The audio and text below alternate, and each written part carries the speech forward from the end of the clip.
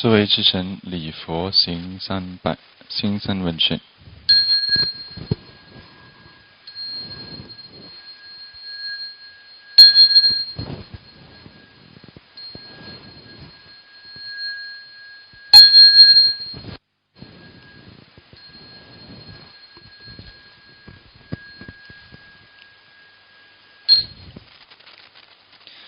南无本师释迦牟尼佛。南无本师释迦牟尼佛。南无本师释迦牟尼佛。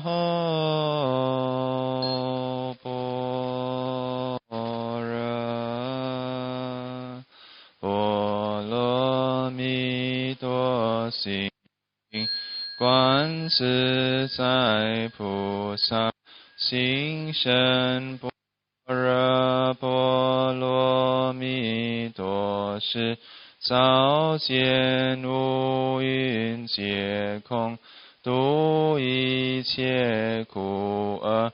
舍利子，色不异空，空不异色。色即是空，空即是色。受想行识，亦复如是。舍利子，是诸法空相，不生不灭，不垢不净，不增不减。是故空中无色，无受想行识，无眼耳鼻舌身意，无色声香味触法，无眼界，乃至无意识界。无明亦无明尽，乃至无老死亦无老死尽。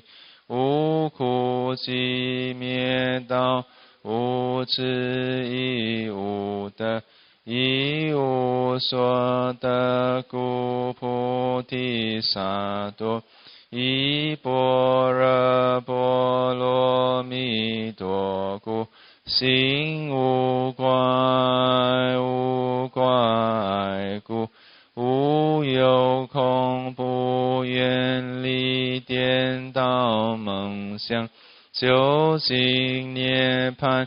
三世诸佛依般若波罗蜜多故，得阿耨多罗三藐三菩提。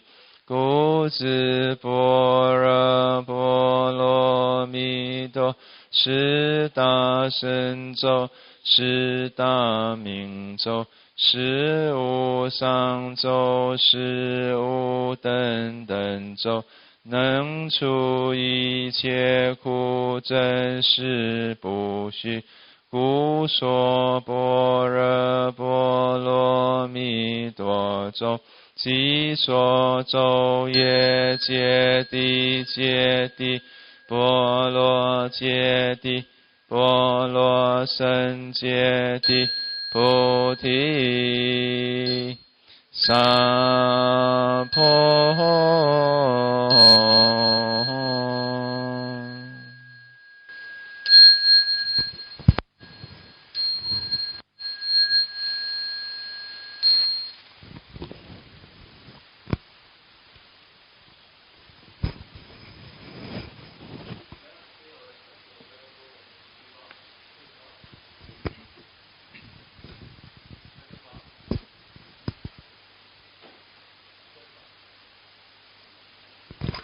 Please be seated.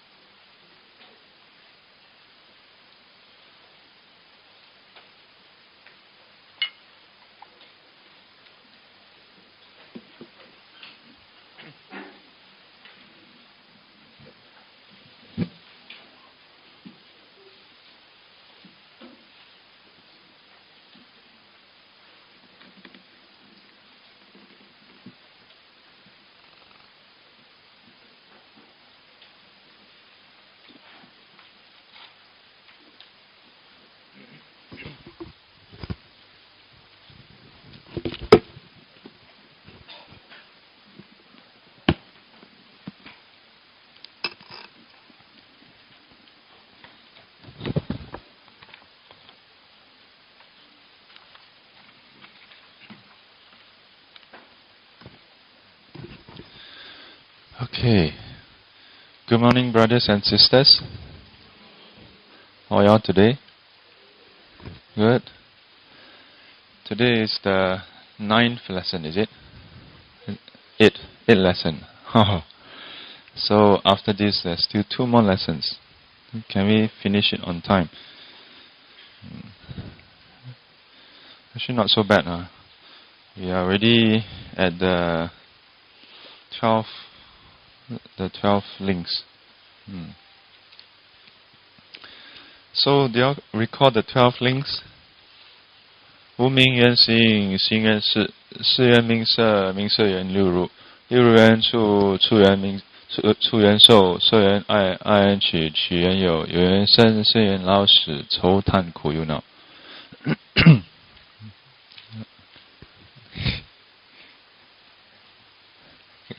Oh, all of you look so serious. Oh. Take it easy, yeah? Take it easy.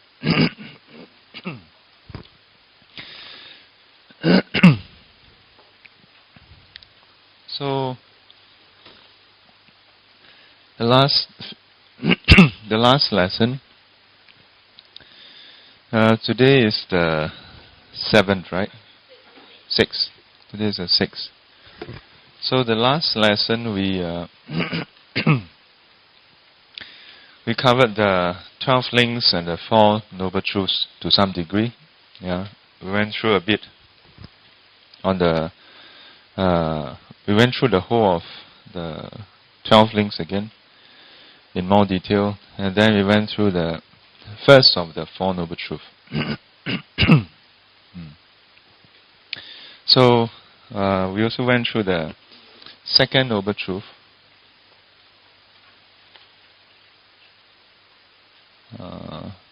Can you remember this curve?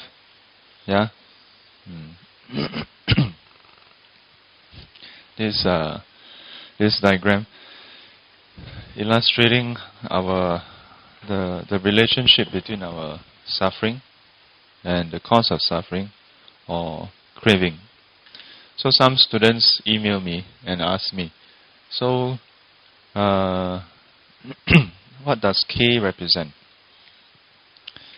K, I actually put in K because mathematically you have to put in K. Huh? Then I thought about, okay, so what does K represent?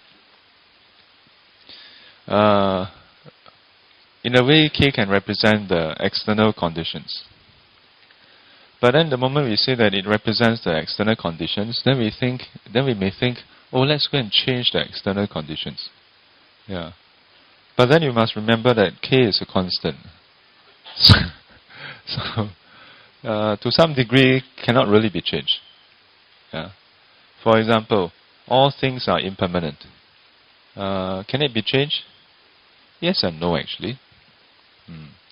If you think about it, throughout history, mankind has always been involved in the exercise of making things more permanent. In the very early days, anthropologists tell us that we use different materials. Yeah, we find different stones, different materials. Chinese use wood, a lot of wood, yeah, and bamboo. Most civilizations move on to build monuments with stones. But it was a tough choice because if you find a stone that is very strong, then it's hard to carve and it's brittle.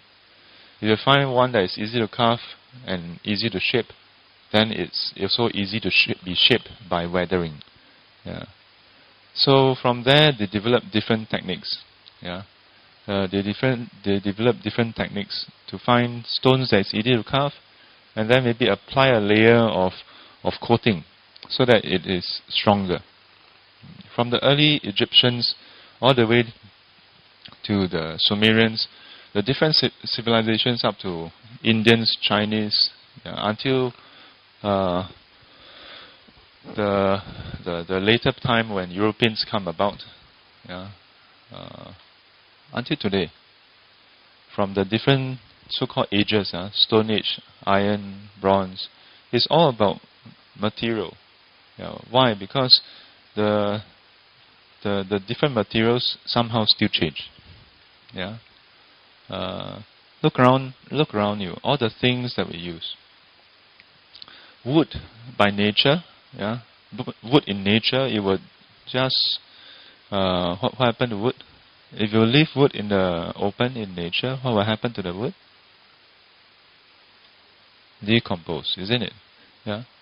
It will just decompose. It will rot. It will break down. It will become sappy, and then eventually just disappear. Yeah? Seemingly disappear. Don't know where it go. Yeah. So what do? We develop process of curing. Yeah, we dry the wood, and then later on we treat the wood, and that's not good enough. We lacquer it. Yeah? We collect the saps of certain wood, and then we somehow it's quite amazing when you go and study a bit of anthropology. Yeah? All the different things that were invented, and a lot of these are all just about making things last a bit longer. Yeah? That's not good enough. We find new materials. And metal rust. Not good enough. We paint over it. Not good enough. We come out with alloy. Yeah? Stainless steel, carbon and iron. Steel. Not good enough. We come out with more. Chrome plating. All kinds of things. And in a way we have succeeded. We discovered or we invented a material that don't seem to change.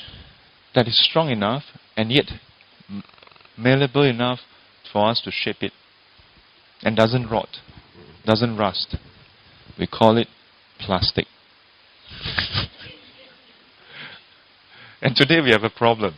Yeah, we have a problem because you see, today we look at it as a problem, but the engineers, the scientists, when they invented it precisely to make it the way it is, for it to last. But now its ability to last becomes our problem. Yeah? Because when you break a chair, it's a bit tough to fix it. Yeah? A bit tough to fix it because it stays that way. Once you hit it, it breaks down into something else that is beyond what you want to use. So you leave it in the ground, but it doesn't break down like wood. It takes a few hundred years for it to break down a bit. Yeah? Our CDs. I saw some article. Our CD will outlast us. Yeah. So these days we have biodegradable plastic. What does biodegradable plastic mean? It means that they went back to the lab and then they tweak it so that it's more like nature, so that it will break down faster. Yeah. So that when it is exposed to ultraviolet ray, it will break down. So we're coming back full circle to say, okay, let's leave nature alone. And let's tweak a bit, not too much. Otherwise, we have more problem. Yeah. Practically everything, even our food. Yeah. A long time ago, we do seasoning. Yeah.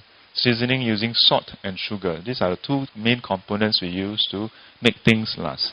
And how does salt and sugar do it? When you apply a lot of salt and sugar, it causes reverse osmosis. Moisture is being sucked out. When that happens, there's no moisture for it to decompose. That's how our dry fish and the la chang and all those things stay so-called fresh. How? By making it not fresh. Because anything that is fresh will decompose. There's no way for it to have fresh and not decompose. This is the dilemma, you know. Then we decided, hey, another way to make it fresh. Let's make something called a fridge. Yeah. And in a way it's fresh, but in a way it's not fresh as well. Yeah? Tricky, yeah? So throughout all times, we have been struggling with this impermanence. We have been struggling with this. And it is this, we can say that it's represented by this constant K. It doesn't, that's how it is. But you don't accept it, then you have a problem. Yeah. Think about it. All religions know that this world is impermanent. There's no religion that says this world is permanent. Yeah. Even those religions that talk about an eternal afterlife, they talk about how this world, the material world, is transient, is impermanent. Yeah. Their solution their so-called solution statement is, this world is impermanent, we offer you a permanent solution. Yeah, we offer you a permanent life, an eternal permanent life, where there's no change, there's no death, there's no sickness. Yeah. Almost all religions offer the same thing, but different approach. Yeah. In a way, the Buddha offered that also, but he don't offer us that literally, in a sense. Yeah, not in the kind of like after death, afterlife. The Buddha come around and say, no, don't hope for some life that is permanent. Yeah, don't hope for some life that is eternal. I've observed. I'm saying I as in the Buddha. Yeah, that he has observed how there's no way around it. He observed all the different worlds. And even in the heavenly realms where it's so long that from a human perspective, a few thousand years ago, it seems practically eternal. Yeah. I mean, think about it. Singapore is only 50 years old. Yeah. When I went to when I was invited to conduct a retreat for an Italian family in Torino, the very house that they stay in is 200 years old. So at first when they told me, I was like, wow, this is like a mansion, you know. Wow, this is a very interesting place, huh? Yeah. But don't think that, wow, this family is like what? Because every other house in Torino is like a mansion. Because that's how it was built last time. So then they told me, my student told me that, oh, it's 200 years old. So there was an initial surprise, like, wow, 200 years old. Then there was the second surprise, like, wait a minute, that's even older than my country. Then you think about how civilizations are a few thousand years old. And if you look at science tells us that recorded history is even longer than that. And then that from archaeology itself, human being has been around for how many years? 50,000? How many thousand years? And then you talk about evolution, the numbers just keep getting bigger, you know. Yeah. But can we imagine that kind of lifespan? Yeah. And then in all the religious texts, they talk about eternal. It is like just using the word infinite. Yeah. The Buddha come around and say, not quite eternal. Yeah.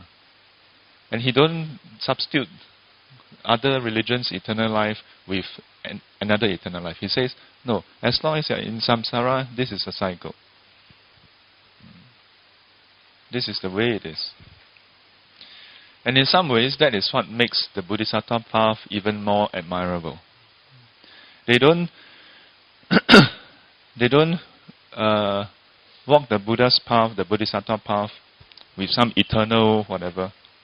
But they go through this cycle, just like us, yeah, in order to help people who are in this state. This is what is, to me, admirable about the Bodhisattva path, the Buddhist path. Yeah. But this realism can be quite tough to swallow, huh? Yeah. It's like, wow. Okay, enough of heavy stuff for Sunday morning. All of you look like, the burden of the world lies on my shoulder. So, if we just stop here, if the Buddha had just stopped there on the second noble truth, yeah, of the cause of suffering, that very reason why we suffer is because of our craving, then that would be quite a bleak teaching, isn't it?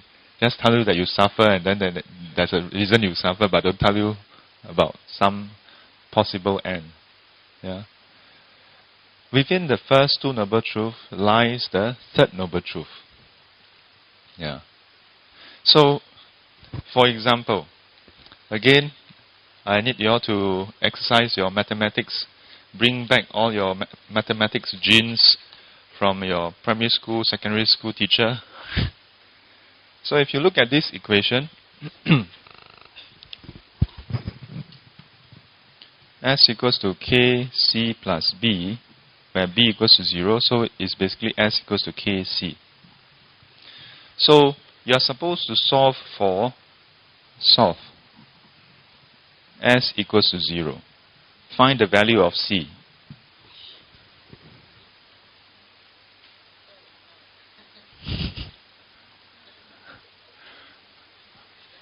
What is the value of C such that S is equals to 0? Very good. There you go. And that's why I say that within the first two noble truths is the third noble truth. Because the only way for suffering to be 0 is when craving is 0. Yeah? That's the only way. Because K is a non-zero constant. You can be reborn in a much nicer realm. Yeah? And if K represents the impermanence of things, your life is seemingly quite permanent. Yeah? Lasts a long time. And you don't suffer from sickness in heaven. Yeah? In Buddhism, in the teachings, the Buddha do describe at length, yeah, all the details about how wonderful the heavenly experience is. And that's why it's called heavenly, you know. Yeah. How they don't have all the worries that we have. But they experience death as well. And the death lasts for 500 years in one of the sutta. And in that 500 years, the glow that they used to have start to wane. And I recall how Guan Ping Fa Sư would say, it is like the light bulb. You know, when it's working, it's then when it's starting to wane, the sight start to turn dark. And then once in a while, you'll just ting, ting, ting. And then, and the heavenly beings, that they exude this very nice fragrance. Yeah? But when they are in the process of dying, that fragrance fade away. And then a bad odor comes about. Yeah? Their clothing start to tear.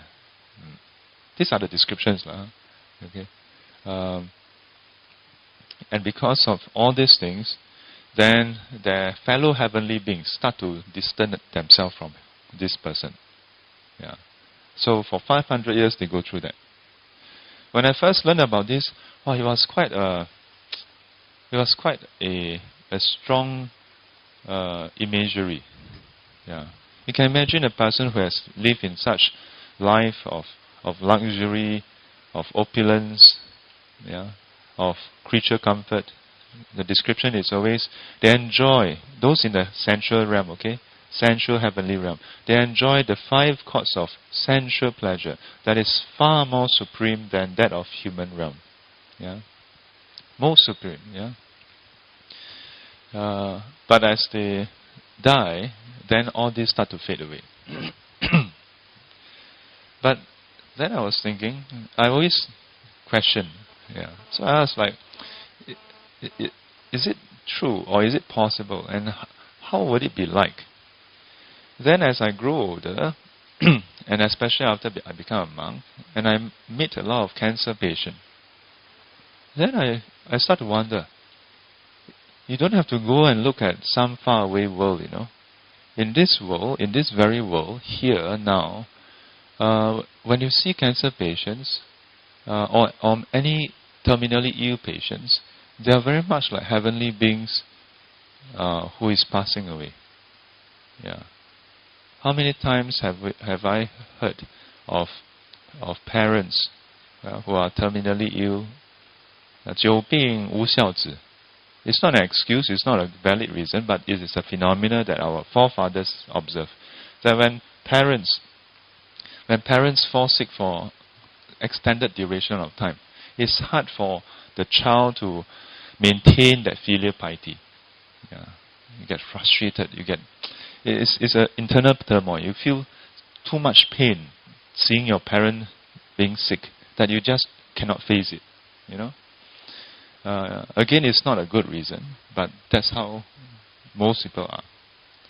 Yeah. So it is not uncommon that when a person is sick for extended period of time, then the family members start to lessen the visits, and then after a while people forget about that person, In a lot of homes, elderly parents are just left there waiting for the final day.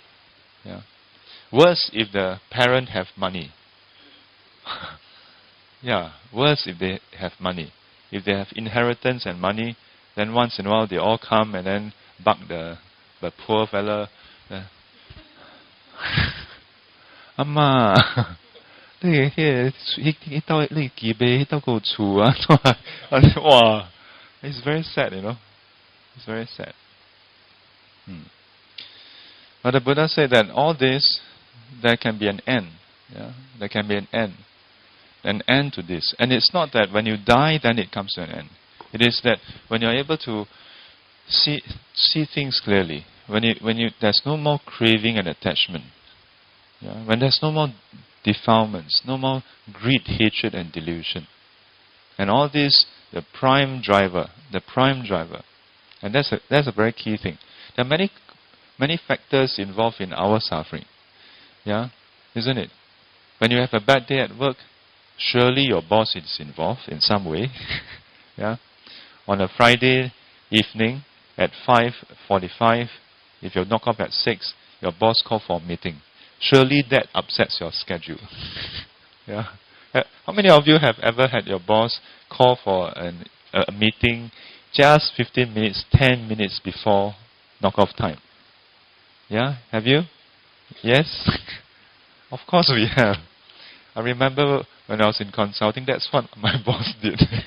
But being young and innocent, halfway through the meeting I asked, how long is this going to take? The rest of the senior consultants were looking at me like, they were almost doing this. And my boss was so shocked. He was like, just a while more. Are you in a rush? Do you have an appointment? And I looked at him and I said, as a matter of fact, yes, I do. I have an appointment at 7. And he was like, oh, okay. And thanks to my innocence, the meeting was, the meeting was caught, was stopped abruptly. It was quite funny. The funny things I did. So, for sure, our boss is involved in some ways. Okay? But they are supporting conditions. They are supporting conditions. Does it mean that we must always be upset when someone do this? If that is the case, if somebody else's misbehavior must always get us upset, then there's no way to be truly peaceful. Then there will always be some way for us to be upset. What the Buddha proposed is that no, we don't have to live our life this way. We don't have to live our life where when you get what you want, then you are happy. When you don't get it, you must be upset. That is our usual way. That is the way that leads to our emotional roller coaster ride, where it's up and down, and you have no idea when it's going to turn. The Buddha comes around and says, no, you can be in the driver's seat. You can take charge of your emotional ride. It doesn't have to keep going that way. But you have to change your mindset. You have to recalibrate your expectations. But it's not a brainwashing thing. It's not a brainwashing thing. It's not his fault. It's not his fault. It's my fault. Which is what some Buddhists do. Then they become self-reproaching. Then they feel miserable. I'm a sinner. The confession practice is a very powerful one. But taken the wrong way, it becomes a sinner culture, where everything you do is wrong. That's not what the Buddha advocated. The very phrase that he used to describe confession, he said, 忏悔得清净，清净则安乐. As you confess, then you regain purity. And with purity, you are at ease. Then your mind is at rest. That's the only reason why he advocated doing confession, to come clean. It is so that you can be at ease, peace of mind. Then you can practice. Otherwise, to dwell into this, I'm a sinner, I'm a wrong person, I'm a bad person, it doesn't help us. So, from one extreme, it's all people's fault, to the other extreme, it's all my fault. That's not what the Buddha advocates. Yeah? What the Buddha see and then teaches us instead is, yeah, there are various factors involved. Yeah? But we have this habitual tendency to always grasp on to the wrong thing. But there's also reasons. There are also conditions why we grasp on to the wrong thing. It's because we don't see. But there are also reasons why we don't see. Because last time we don't see. So habitually we don't see. Yeah. So we got to start to try to see. Yeah. Yeah. But in order to see, you cannot just say, I want to see and I see. There must be conditions also. Yeah. You must first do this, you must first do that. Yeah. So everything is conditional. Yeah. And he lay out the whole path. Yeah. So from there, from the third noble truth is the good news, if you will. Yeah. Is the beacon of light that, yeah, we can break away from this crazy habitual cycle, yeah, of emotional crazy. Yeah. We don't have to live this way. We can just have that peace inside. Yeah. And the way is found inside this. Yeah. How to break out of it? Then he shared the path that he took. Notice that the Noble Eightfold Path does not include extreme asceticism. Although after he left the palace, he did practice extreme asceticism. But he didn't include that. And why? Because it didn't help. Yeah. In some texts, it is wrongly stated, 佛陀出家修苦行6年后得圣道成佛. Then it feels like, the Buddha left the palace, practiced extreme asceticism, and then attained enlightenment. So it seems like, you must go through hardship, Yeah. Chinese is so... The Chinese people, we the Chinese people, have gone through so much hardship, our ancestor, that we are so affixed with going through hardship. 吃得苦中苦，方为人上人. Our idiom is crazy, It's like, why should he be successful? Well, he's successful, but he didn't go through hardship. He's not a great man. He's not a great person. Yeah. But there may be some truth in it. Yeah? But the truth is a bit different from what we think. Why did our ancestors say that? It is that if a person go through hardship, in my interpretation, if a person can go through hardship and still maintain integrity and virtue, then he is a great man. And not so much that you must go through hardship, then you just become great because of the hardship. You don't become great because of hardship. If you become great because of hardship, Africans are greater. I mean, you know what I mean? Africans go through a lot of hardship, Don't have water, then they drink the muddy water. The poor kid, skeleton. Is he great? You don't say that a person is great because he's suffering miserably. No. It's that he still maintained fortitude. In Africa, because of that hardship, it is almost like a culture to steal. Because everybody steal, ma. But amidst that hardship, if you can find someone who don't steal, that is a great person. That if you can still maintain your virtue, that you go through a lot of hardship, but you say, no, life is tough, but I will not do the wrong thing. That is a great person. But it's not because of the hardship that you become great. Understand? Yeah? So in the same way, if you look at the path that the Buddha gave, the Noble Eightfold Path, it doesn't include going through hardship. In fact, it's all about removing hardship. Does that make sense if he's trying to remove suffering and then, to go through, to have no suffering, guess what? You have to go through tons of suffering, more than what you're going through now. That's what the other ascetics were doing. Yeah? That's what the other ascetics were doing. The Noble Eightfold Path, starting with right view, right intention, which is what we want to cover today.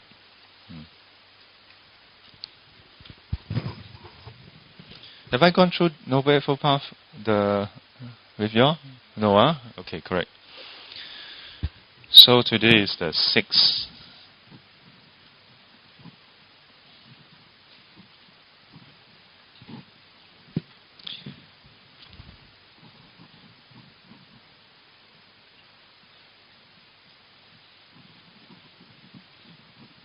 the fourth noble truth of the end of suffering. And what is that? It is known as, firstly, the middle way, and also in the full description, the Noble Eightfold Path. And again, I would also translate this as the Enlightened Eightfold Path or the Enlightening Eightfold Path. Yeah. Because it's through this path that you become enlightened. Yeah. Become free of ignorance, free of suffering. Yeah. And what are they? It starts with right view.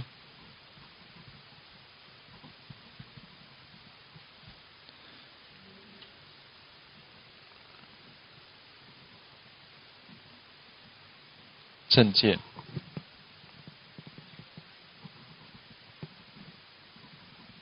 And right intention. And usually we have I'm going to just write down what is common, okay? 正思维.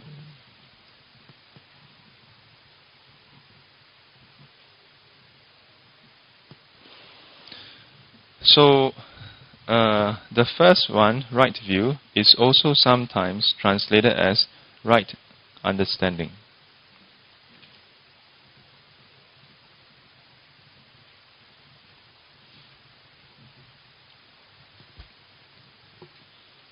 Which would become 正解. And right intention is sometimes translated as right thought, which you will notice is more like 正思维. So, 正思维, the alternative translation in the Chinese sutra is 正智. 正智 is actually right intention.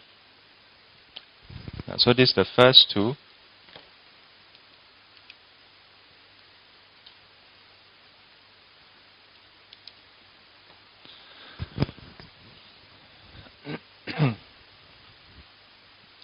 So the question here is, if you look at this Noble Eightfold Path, it starts with view. It doesn't start you with precepts. Yeah, this is one thing that I like to highlight. It starts off with view. Yeah. How do you start off with view? And why don't we start off with precepts? After all, our usual mode of learning, the three learnings, 戒定慧. This two is usually listed as the wisdom portion. Yeah. But in all Buddhism, all Buddhist teaching, we seem to have this notion that, or the Buddha himself explicitly say, Sila, Samadhi, Panya. 戒定慧, precepts, or the behavior, and then concentration, followed by wisdom. So that being the case, it seems to be different, huh? Here we start off with wisdom. So if you look at some texts, they actually go and switch the order, and they write down right speech first. Right speech. They do this with very good intention, I must first say,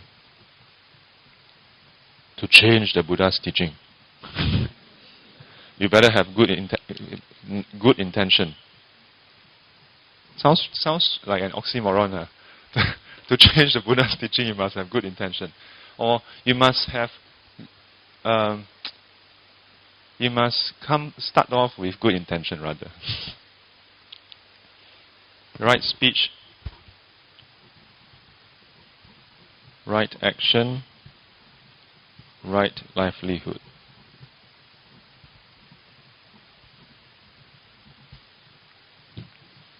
Zhen yu, zhen ye.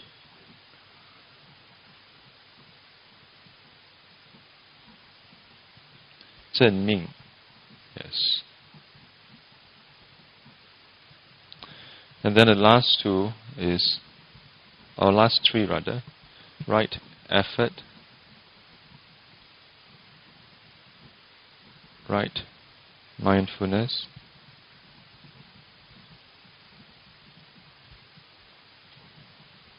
and right concentration.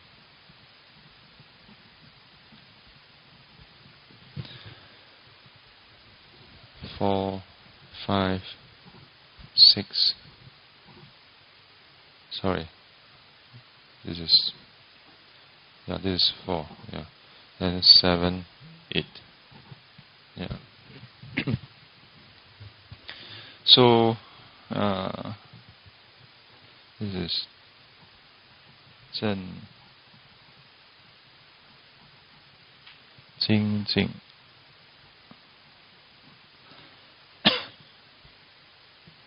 Sometimes translated as Zhen Qing.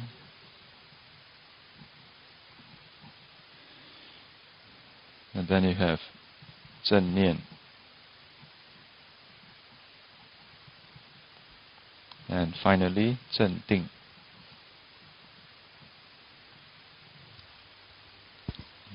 So, from here, we have the three sections. And this is what we usually call the precepts. And this is the concentration.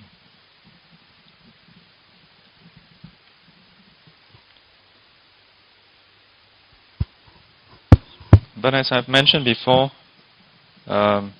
sila also refers to behavior. And if you look at this, it is more about behavior, isn't it? Yeah, the behavior of your speech, your action, and the way you support yourself. Yeah, your livelihood is also part of your behavior. Yeah, what you do on a day-to-day basis to sustain yourself. Yeah. But precepts is about what not to do with your behavior. Yeah. So it's very specific, a specific form of limitation on your behavior. In that way they are linked. So this is actually panya, yeah, or what we call prajna.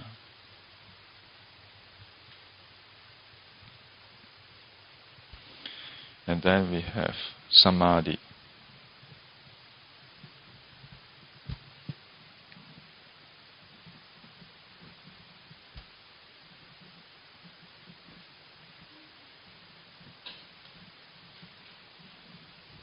Okay, so far so good. So their text, as I said, they go and swap the order. So because it's a bit awkward, yeah. All other parts of the teachings it says 戒定慧, then Noble Eightfold Path you can't 慧戒定, yeah. So they are very smart. They say, no, we must be consistent. Surely the Buddha is consistent. So we're going to take these two and put behind. Yeah, they take these two and put behind. So it becomes right speech, right action, right livelihood. Then you do this, then you have this. Yeah. But let me tell you, that is wrong. Okay? Yeah, it is wrong to switch the order. Why? In fact, this is what we have been doing in temples. We ignore the view and the intention first. We don't care about the person's view. We don't care about the person's intention. We just go straight into his behavior. Oh, you come here and you never bow properly. Wrong. And then we start to correct people on their behavior. Don't do this, don't do that. Don't do this, don't do that. Yeah? You must stand this way, you must stand that way, you must bow this way, you must bow that way. All these are the externalities. The behavior portion. Most of us cannot even read people's mind. And then we say you're not respectful because you didn't bow properly. Yeah. Or you're not respectful because you go and bow at the abbot's location. But maybe, as I shared yesterday at the Wei Yi Ke, I said, what if this young person all his life or her life didn't want to come to temple, but had a bad day at work, took half day, and then feeling miserable, and somehow in all her life or his life, just never have connection, but somehow that day, in that moment, just felt that connection. Yeah, maybe took the bus and then dropped at the wrong place, and Gong San. Who knows, yeah. And then come in and then see, wow, Guan Pusa's image or Buddha's image, and just felt that compassion flowing out from the statue that used to look fearful or distant. But that they just felt that connection. So went up to the center cushion and then bow down, and then before she can even complete a bow,不可以拜. Then the chemistry is gone. This is what happened. This is really what happened if we were to start off with speech, action, livelihood. If you go and I challenge you to go and look for one sutra where the Buddha start off with this. I've never encountered. You may say, but Sifu, the Buddha spends quite a bit of time talking about precepts also. You must look at when he does that. He does that to the monks and the nuns, primarily. You have already accepted enough of the view that you become a monk. What else? How much more do I have to tell you? And even then, the Buddha, most of his talks is about establishing your right view, yeah, and then urging you to have the right intention. Then he complements that with, okay, just in case you are still not clear, this is what you may want to avoid doing. You know what I mean? Yeah. If you look at the sutras, itself, it always starts off with a person or a group of people coming to the Buddha, clarifying their doubt, yeah, asking questions about his teachings, or asking questions about a common known fact, so-called fact, that they are perplexed about. This is about view, nothing about less about precepts than anything. Yeah, more about, hey, what do you think about this? And the Buddha would clarify. Yeah, the Buddha would answer. The Buddha would give analogies, metaphors. Sometimes the Buddha will ask questions instead. Yeah, all so that it makes them think.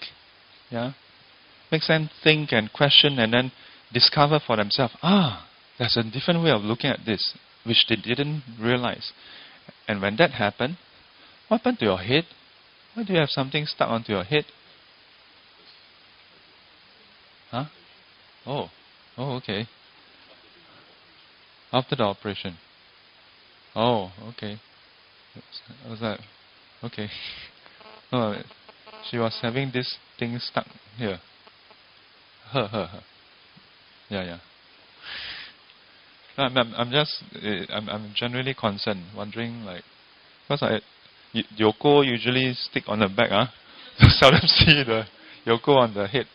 Must be careful, some of this cannot be applied on certain parts of the body, because too intense circulation can actually cause rupture in some of the capillaries. Yeah, must be careful. I'm not a physician, but from the little I know, some of this cannot be applied in certain areas. Yeah, so after the clarification, after the teachings, they would have that increased confidence. They would have that clarity. And you see that in the sutras, they describe it differently. Some would say, it's wonderful. It is like a blind person receiving light. It is like the Buddha came and set upright what was toppled. Different descriptions. Yeah, all about how their confusion, their question in their mind is being clarified. And once it's clarified, oftentimes then they know what to do already. Yeah. Why? Because if your mindset is correct, then you think correctly. Yeah.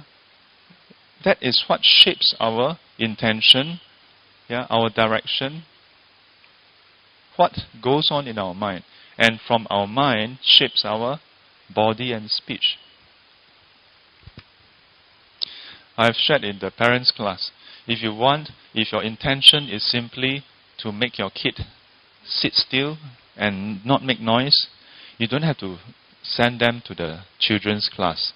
And you don't have to come and attend parents' class. I just give you two things. Do you want to know what are the two things? Masking tape and rope. Yeah. If we ignore this part and just go straight into trying to change this is the masking tape and rope approach. Yeah, to try to make them sit still, and that you have to go and change the mindset, and that's the whole point of all the classes, to help them see things differently. And that's why for the Dharma school, I always highlight to the teachers, to our staff, to our volunteers, staff from other departments, that I give them permission to run around. And they're like, this monk must be crazy. Yeah. But why should kids sit around? Why should kids sit still? How many of you run around when you were kids? The rest are paiseh.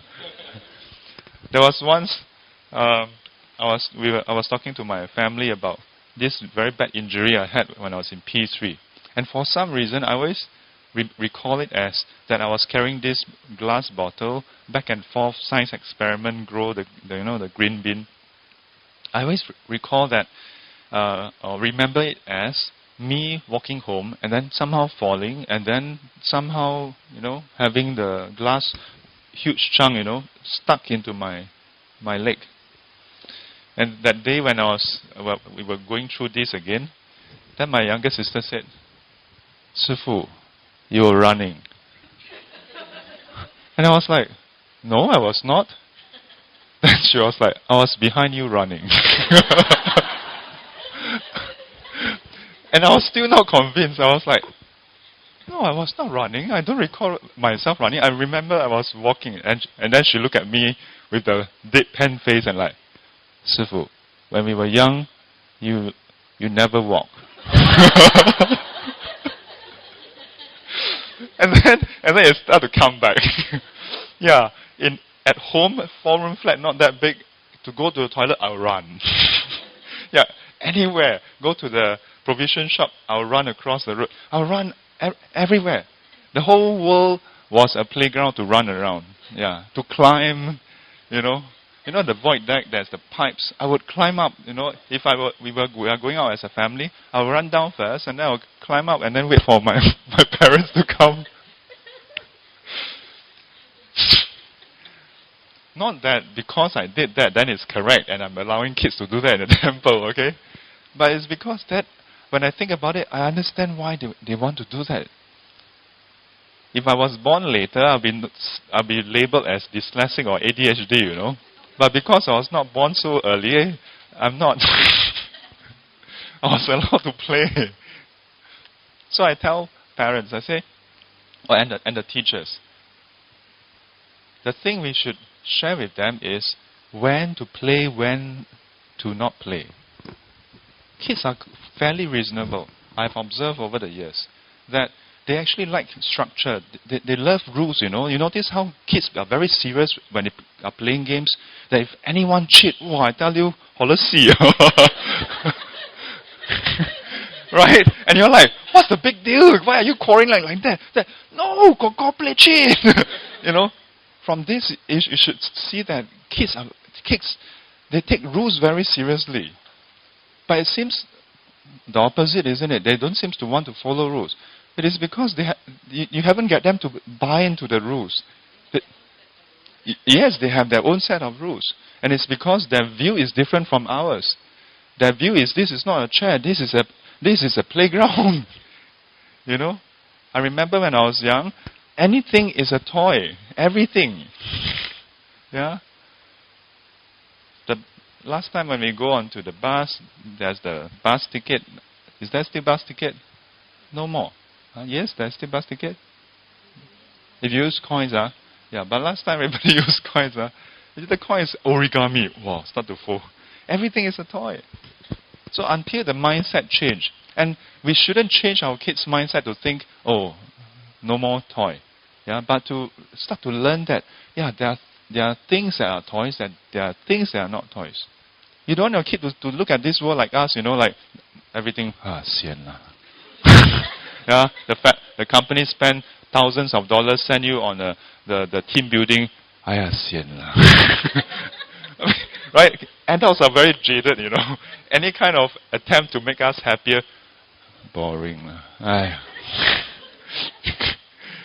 It's because each time we play, we get whacked. We get whacked until we forget how to play, Yeah. I don't know whether I went through the wrong childhood, but I always somehow find play everywhere I went. Yeah. So, where was I? Yes, the Noble Eightfold Path. So the Buddha don't go around just using the precepts and measuring everybody. Hey, you cannot do this, cannot do that. He go around and look at what is the mindset that people have. And that's why, outside of this sutra, in the Bodhisattva path, it says that one of the important skill that a Bodhisattva and eventually a Buddha would have, must develop, is the ability to read people's mind. Yeah.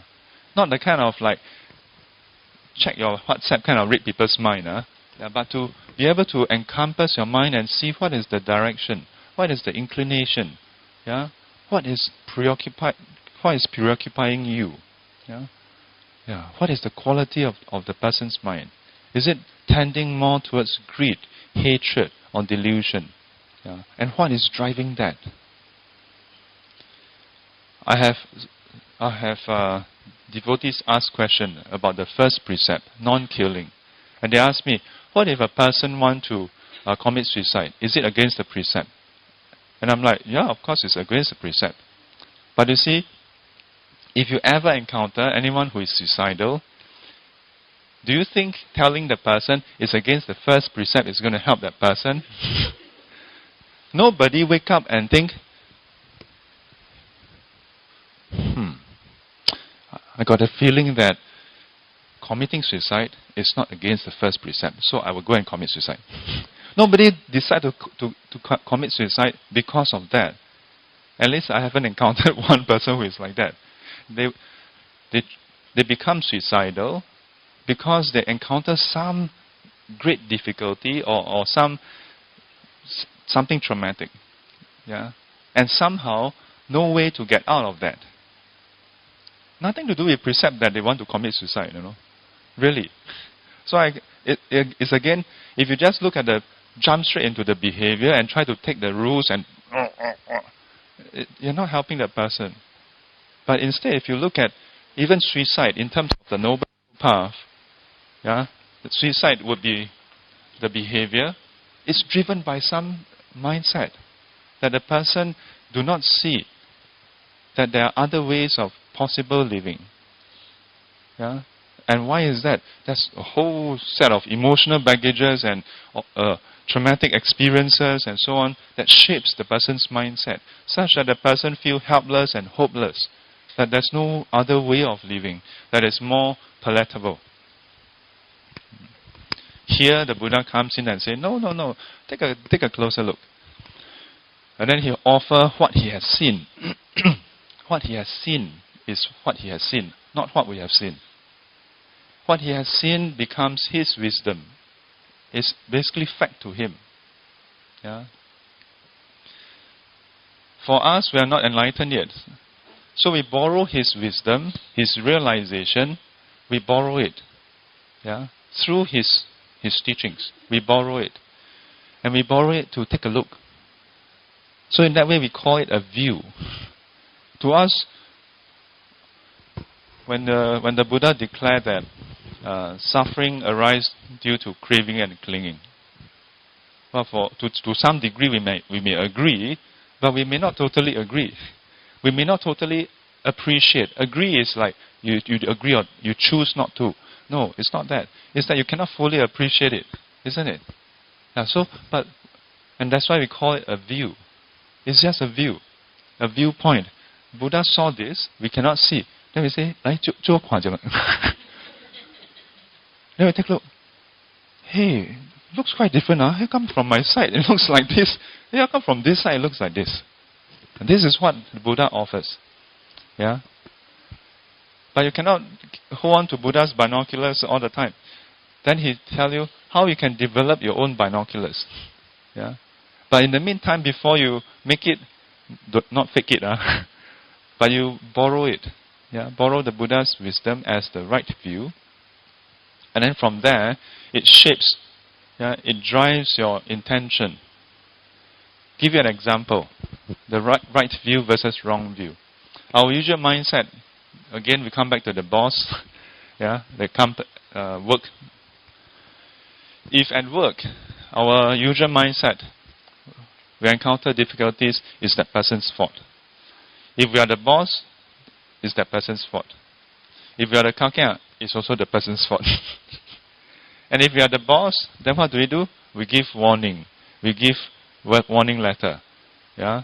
Well, hang on first. There's nothing wrong with that. But if it doesn't work, then what do? Then maybe we fire that person. Sometimes it's not necessarily that person's fault. But we tend to... we are talking about those cases where we are equally involved. But the usual tendency is we externalize the problem.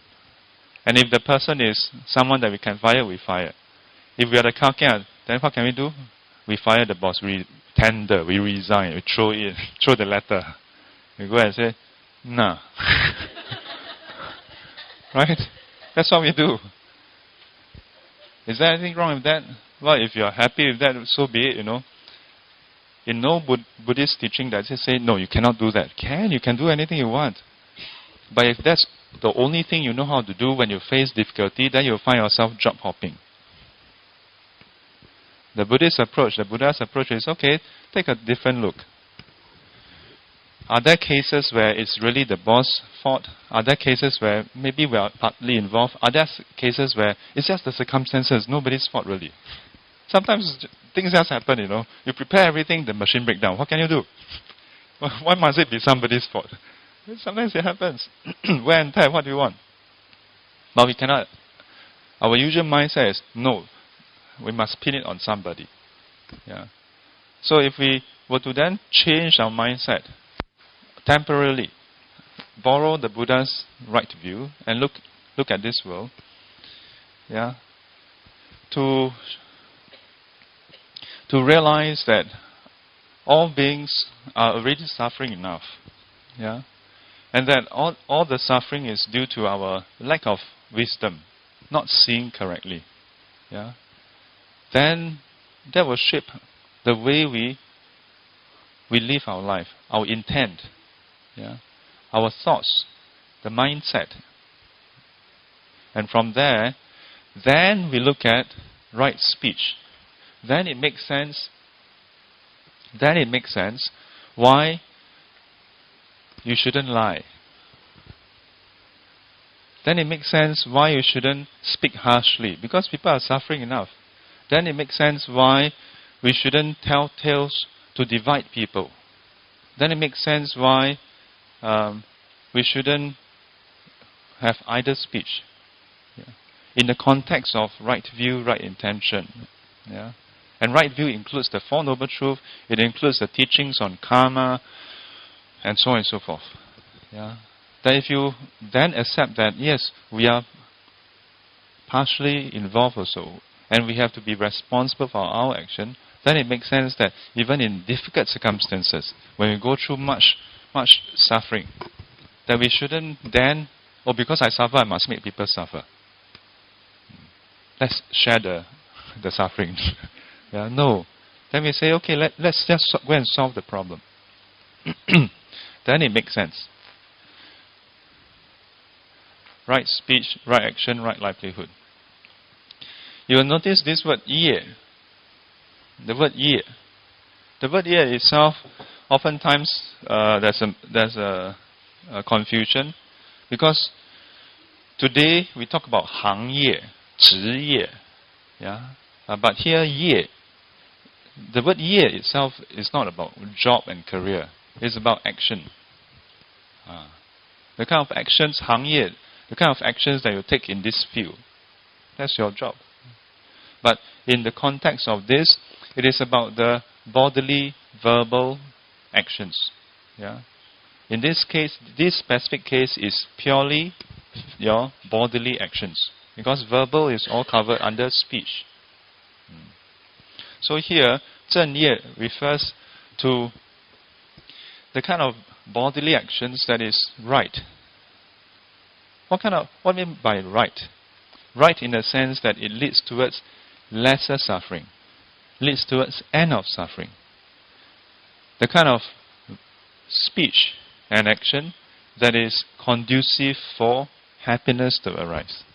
Yeah. And three main ones are highlighted. If you abstain from killing, stealing, and sexual misconduct, yeah, avoiding this is right action. You notice that in the Noble Eightfold Path, there's no mention about doing charity. Yeah, really, there's no mention about doing charity. Does it mean that we shouldn't do charity? No, yeah, it does not. Yeah. This can sometimes be confusing, yeah, and sometimes can be twisted by those who have less than benevolent intention. Yeah. The thing is, because this path is all about getting us free of suffering. Yeah. It is like if you are sick and I tell you, you must go and do volunteering.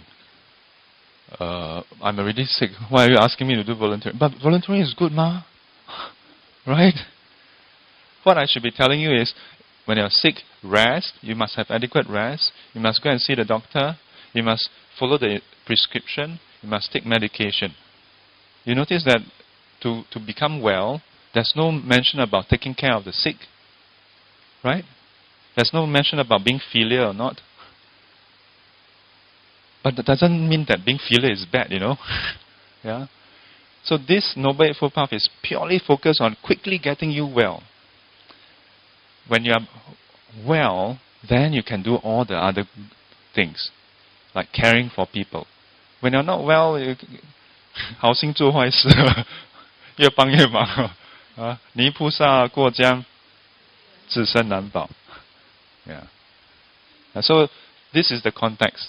The Noble Eightfold Path is purely focused on getting us well. So within this framework, this is called the Shravaka Path. Yeah, by itself, there's no mention about that you must do charity, that you must do this and that. Yeah. In that sense, this complements the Bodhisattva path. Because Bodhisattva path includes this, and then have the other parts, which is about benefiting others. Yeah, it is about, the Bodhisattva path is none other than about, okay, so you do this, you get well, then you just sit around. No. Once you get well, then you are capable. Then you are empowered. Then you have the energy, the wisdom, the abilities to do more. Yeah? So they are complementary paths. Yeah? Many times we think as, either this path or that path. They are complementary paths. Because this is purely about getting you well. Of course, when you are sick, getting well is very important, Yeah. Yeah. But if you forget and then continue to just think about getting well and ignore everything else, then your life is just about getting well. That's quite a boring life. In a way, quite meaningless life. Yeah, but for a person who is terminally ill, that is really the whole preoccupation, isn't it? Yeah? The whole concern. And even then, I'll tell you this.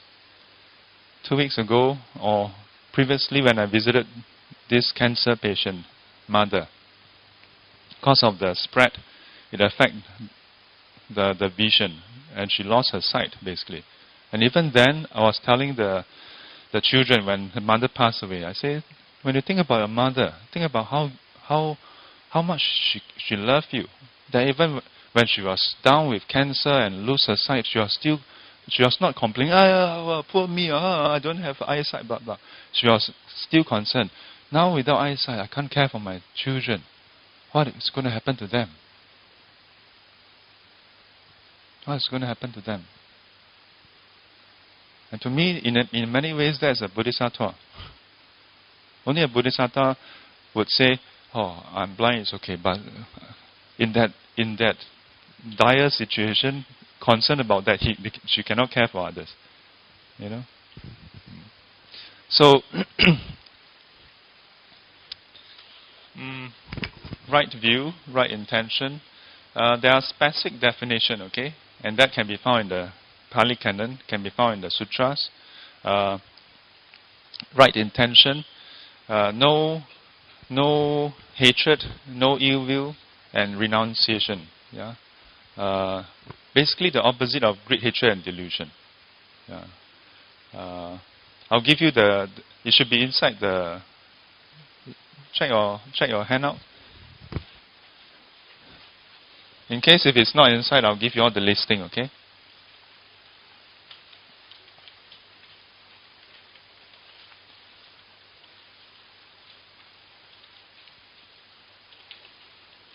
Or did I just give a... Oops. Oh, never even list out in the handout.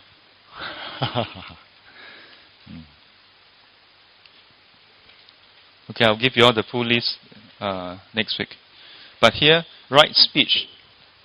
You can write it down. No, not to lie. Yeah, abstaining from lying. The first one. Second one, abstaining from harsh speech. Third one, abstaining from divisive speech. Yeah, divisive, to divide. Yeah, divisive. Yeah, and then the fourth one, idle chatter.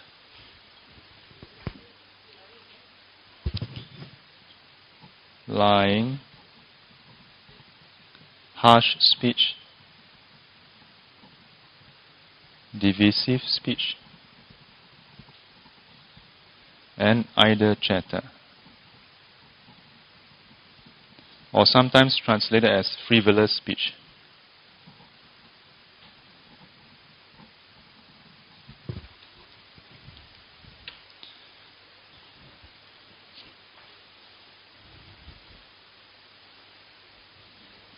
Basically, the last one is about any kind of speech that doesn't aid in your progress towards enlightenment, doesn't aid in others' progress towards enlightenment. That is frivolous. Yeah. Next, right action. Here, right action is about abstaining from killing, stealing, and sexual misconduct. Yeah, these are the three primary forms. Yeah. And then right livelihood, to abstain from those kind of work that involve killing, stealing, or sexual misconduct, to abstain from the sale of flesh, human, the sale of weapon or poison. Yeah. The Buddha listed out a few, but it basically is about any kind of job that is directly involved in harming others. Yeah. So the job nature, in other words, if the job nature is involved in harming others, then you shouldn't. Yeah. So there's this question that came out. So what if you are an accountant, yeah, an accountant, and you work in a weapons company, yeah, or those what is that? Pest, whatever, pesticide company. You are the accountant, so you help them to balance their account, and it's a bit tricky sometimes, yeah. Because if you think about it, if you are a clerk there, the work that you are doing that is just like any other paperwork, you know. When you do a balance sheet, it's just balance sheet. Yeah. But if you are the financial controller, it's a bit different. Because as a financial controller, you make executive decision. You do projections, you do planning, and then you help them to manage resources so that it can be more efficient. Then it's different. Yeah. Yeah. You try to change the OPI, the operating index, so that their cost versus the revenue is different. Then it is a bit different. Yeah. So although certain jobs today don't exist in the Buddha's time, and by itself is not harmful, if it's too involved in the process of harming, then you have to think again. Yeah, you have to think again. Other jobs, I've in other classes mentioned about other vocations, such as, let's say, driving a cab, yeah, or being a teacher. Yeah. I think everybody agrees that being a teacher should be as harmless as possible, right? Agree? Yeah. In which case, the job nature is harmless, and in fact is very, very lofty. Yeah. Do something worthwhile in life. Be a teacher. I love that ad, Yeah, it's beautiful. Yeah. But being a teacher then comes with a lot of responsibility. How you teach. Yeah, Chinese have a saying, 不要误人子弟. Yeah. If you take this vocation as just a job, and then you just try to fulfill some KPI, and time again I talk to parents, they are all like saying this, 师父, now the system is different, it's all about KPI, Yeah. And I'm like, this is really the emperor's new clothes. Why don't we just, go and do something about it? Yeah. I don't know. But if you are a teacher, and then for whatever reasons you play favorites, yeah. Some kids, maybe they're a bit more rowdy, then you just ignore them. Yeah, then 好心做坏事哦. Or in that process, although that job itself is for all intents and purposes is right livelihood, but the way you carry it out is wrong.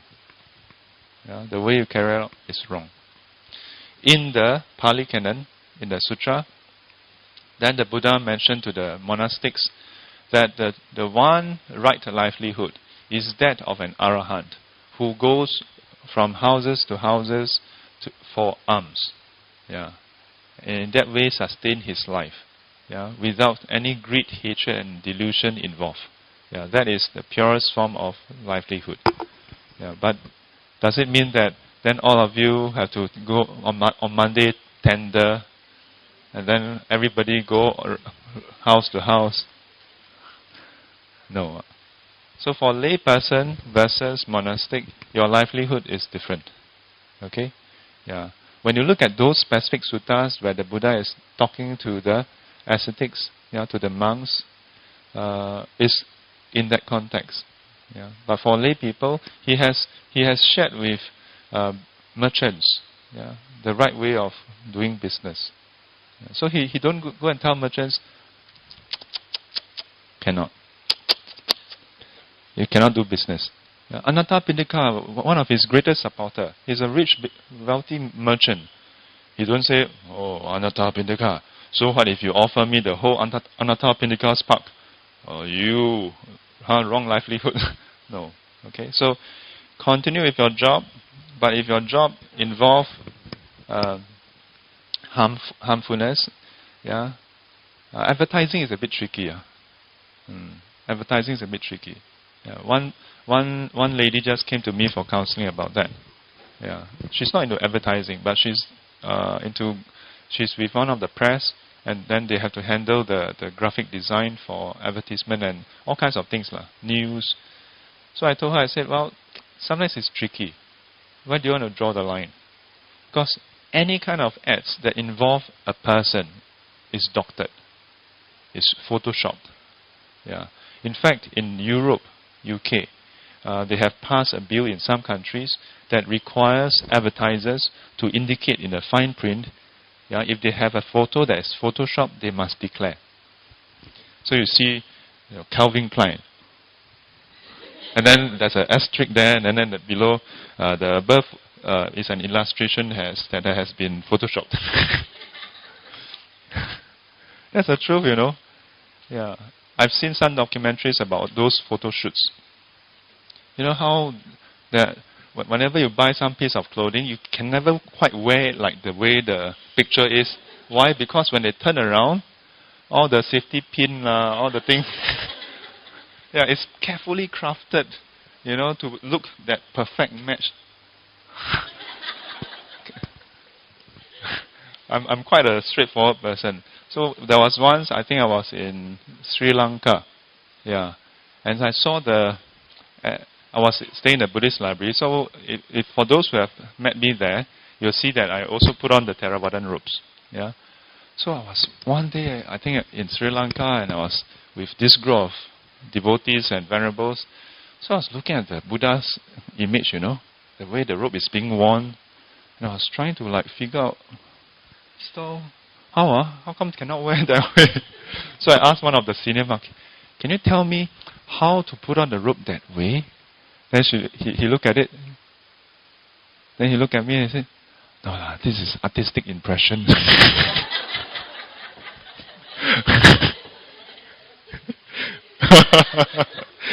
Who knows? Yeah. So livelihood. If you can do number 1 to number 5, yeah. If you can do number 1 to number 5, pretty good, yeah. You would have lived quite a model Buddhist life, and that's what most Buddhists do. But if you just do that, then you haven't touched the purification of your mind yet. Yeah, you haven't done that. 3, 4, 5 is about purification of your bodily and verbal action. 1 and 2 is not totally purification yet. You are just borrowing the purified mindset and wisdom from the Buddha. 3, 4, 5 purifies your body and speech.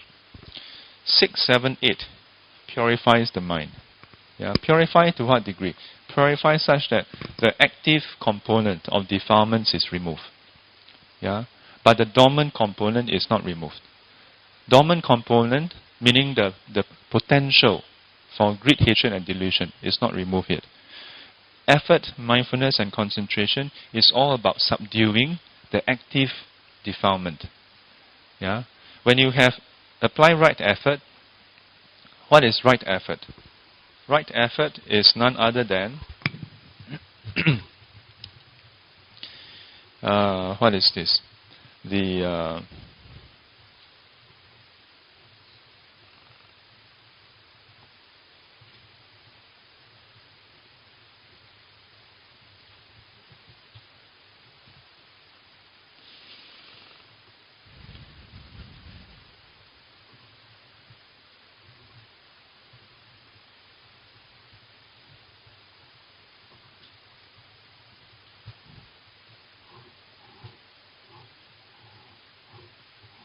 It is this simple 2 by 2 table. Okay, this 2 by 2 table. Wholesome, unwholesome, unarisen, arisen. Got it? Huh? Arisen.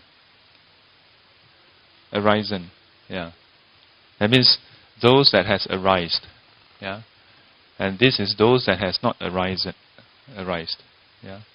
So, right effort, many times we think that it is about being diligent, this and that as well. But the Buddha focused on the mind.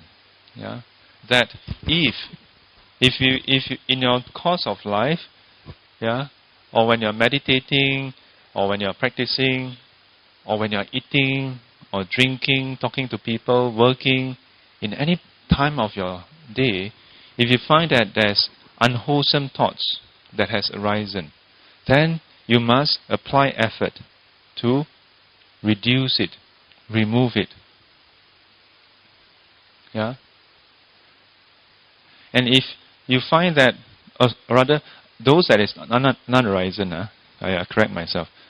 This is the arisen. Arisen, you must reduce it.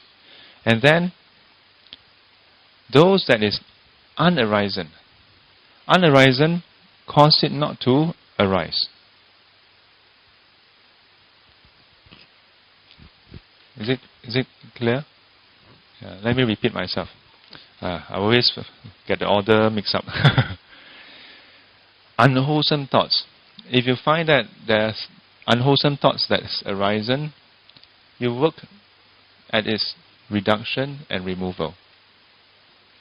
If sometimes you find that, today those thoughts are not present, at this point it's not present, then you have to consider, why are they not present? Usually if I go for the meeting, then they arise. Of course, you must have right view, then I better escape from the meeting. Then you have to consider, what other conditions besides the meeting cause those unwholesome thoughts to arise? It's because I look at the way my boss give instruction in a certain way. Okay, let me change that. Let me apply effort in this way and that way, such that those unwholesome thoughts that has not arisen do not arise. Okay? So as far as unwholesome thoughts is concerned, that's the two parts. Then beyond that, unwholesomeness, then you consider, how about those that are wholesome? Good wholesome thoughts. If you find that there are no arisen good wholesome thoughts, then you should not be complacent and say, okay lah, as long as I don't have unwholesome, okay ma. You must consider, it's been a long time since I have any wholesome thoughts arise, or at least maybe this category of wholesome thoughts. Then you should consider, how can I have conditions for these wholesome thoughts to arise? Case in point, there was once I was at the hawker center over at Arjunit Zablao. Arjunit Zablao, anybody know? Balam Road, Balam Road, Circuit Road, Pipit Road, that area. Very long stretch of hawker center. When I was much younger, we used to go there to eat.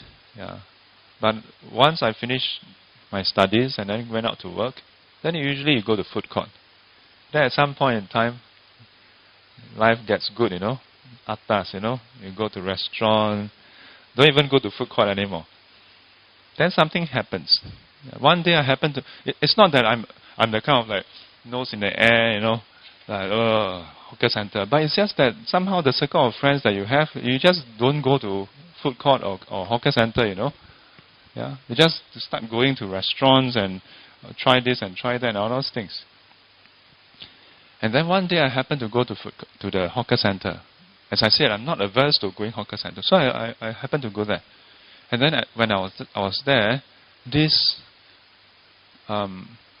person came to push tissue.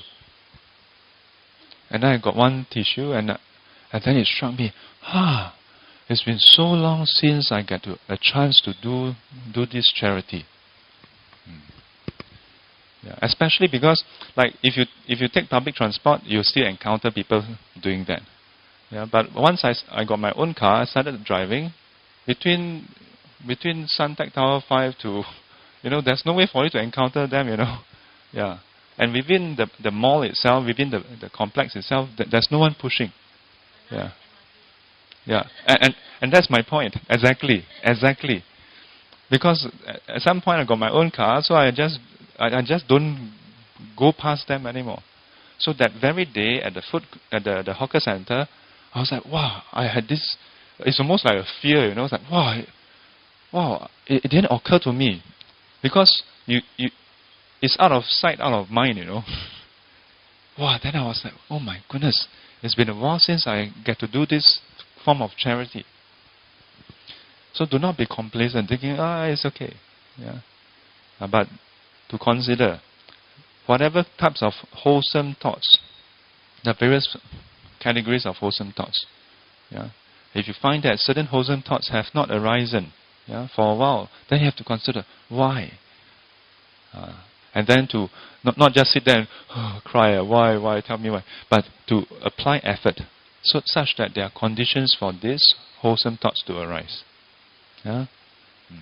And if you find that, wholesome thoughts have arisen, don't just pat yourself on the back, good job, then post on Facebook, yay! Yeah.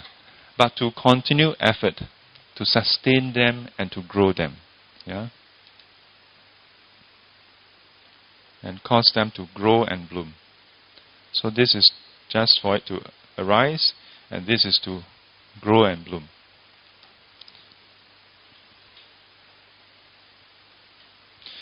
未生恶令不生，以生恶令减；未生善令生，以生善令增广。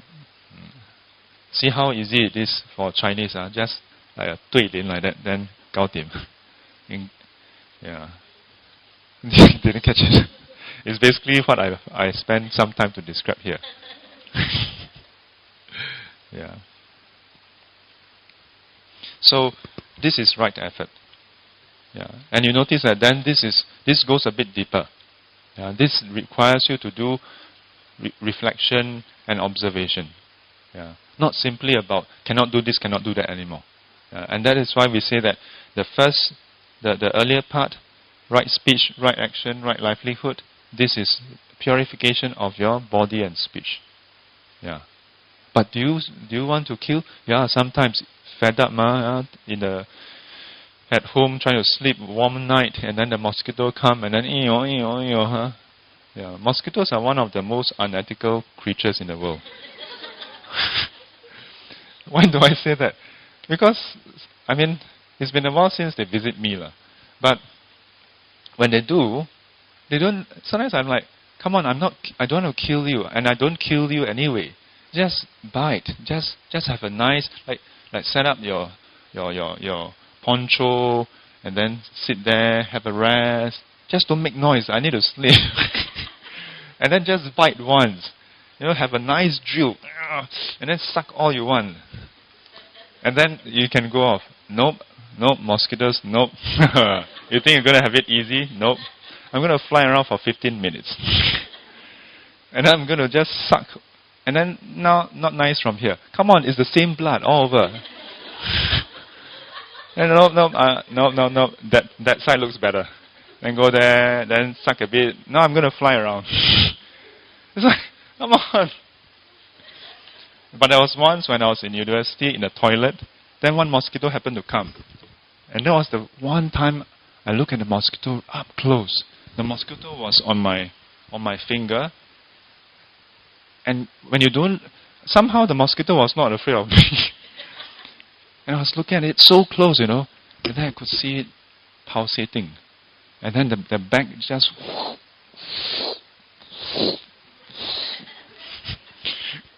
And then when it finished, it removed, and then you can see it cleaning.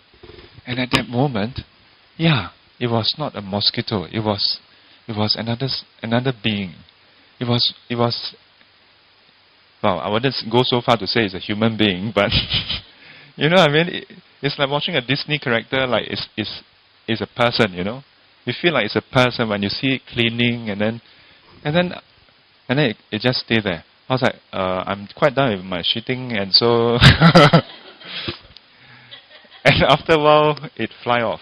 Well, actually, it didn't really fly off. It hopped off. Because it was so heavy, overweight. Yeah. You just... Because, it was never designed to carry so much blood. Like, one big bulk, not streamlined. Yeah.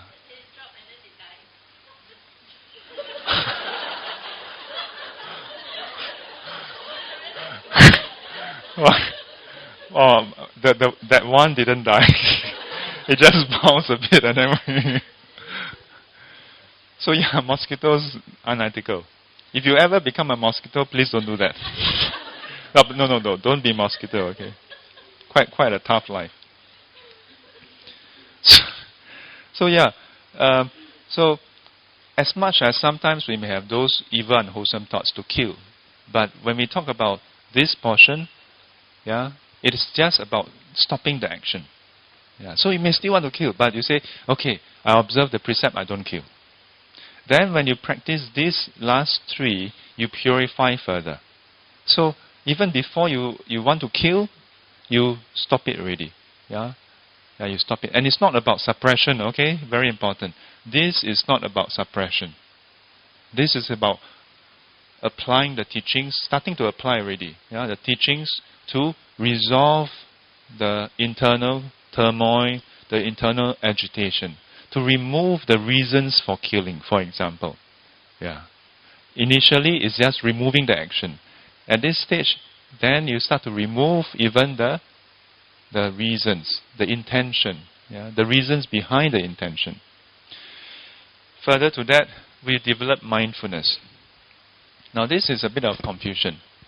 Why? Because in modern times, in recent times, in the past 10, 15 years, there's just this huge preoccupation with mindfulness. And it seems like mindfulness is the end-all, be-all practice. But I notice that in the whole Noble Eightfold Path, it's just one of them. The Buddha don't put this as the whole factor. In the 37 factors of enlightenment, under 5 roots and 5 powers, 信静念定慧, Nian is just the middle factor, 1 out of 5. In 7 factors of enlightenment, it is just 1 out of the 7. It is a crucial one, but not the complete one. Yeah, not everything. Okay? Yes. And this is troubling for many teachers. Yeah. In fact, some of the masters have spoken out about this. That if you take this as a panacea and just dive straight in without the full framework, then you may get into trouble, Yeah. If you think that this is the only thing you need to do, when it's not, then you will have unrealistic expectation, Yeah, because you are left thinking, oh, I just do this, I can solve all problems. When it doesn't solve, you either get disappointed with the technique or you get disappointed with yourself. Both which are not useful. Yeah, you are setting yourself up for unnecessary disappointment. Right mindfulness. Mindfulness, yes, in this section, the Buddha expand into the 4 foundations of mindfulness. Mindfulness of the body, feelings, mind, and mental objects. Yeah. But this is the basis for recollection, to bring the mind to stability. Yeah. In the sutra, the Buddha specifically highlighted that this is the basis for concentration to arise. Yeah, to arise.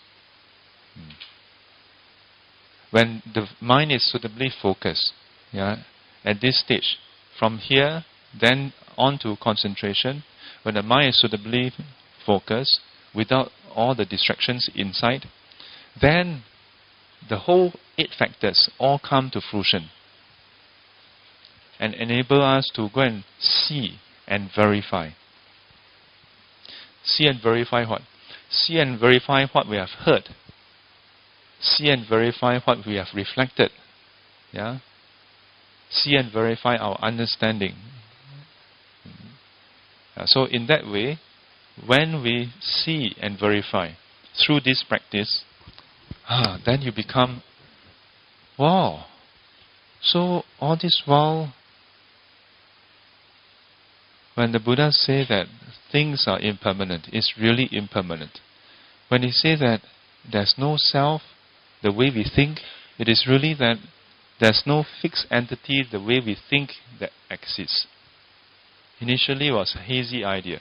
And that funny monk with his example of laksa, yeah, it starts to make sense, Yeah, it's really like that. And when you see that, then confidence in the Buddha arise. Doubt about the Buddha disappear. In Buddhism, we don't advocate blind faith. But faith is required to get you started. That faith that starts you, get you to start off, eventually transforms through your own understanding, through your own reflection, and ultimately through this eightfold practice that you see and verify. And once you see and verify, then whatever doubt and questions you have is removed.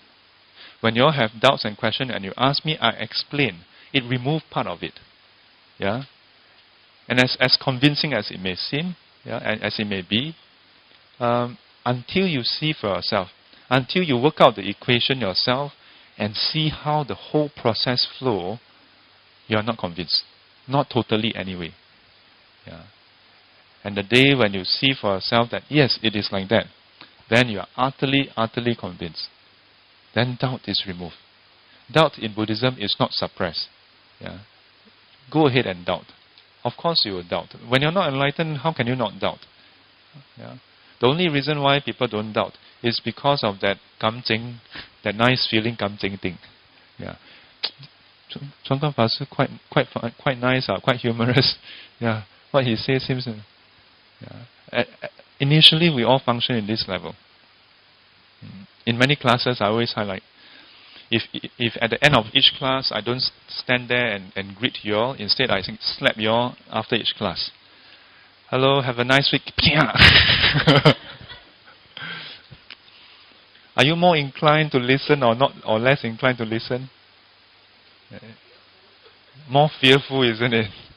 Like with trepidation each Sunday. It's like, should I go for class? Maybe I should just go and take MC. Because if I don't show MC, Sifu might come after me. Yeah. So, in Buddhism, we start off that way, but eventually that is removed. Yeah, it becomes a firm confidence. Yeah, a firm confidence. So in the Buddha and his teaching, your doubt is removed. Confidence is there.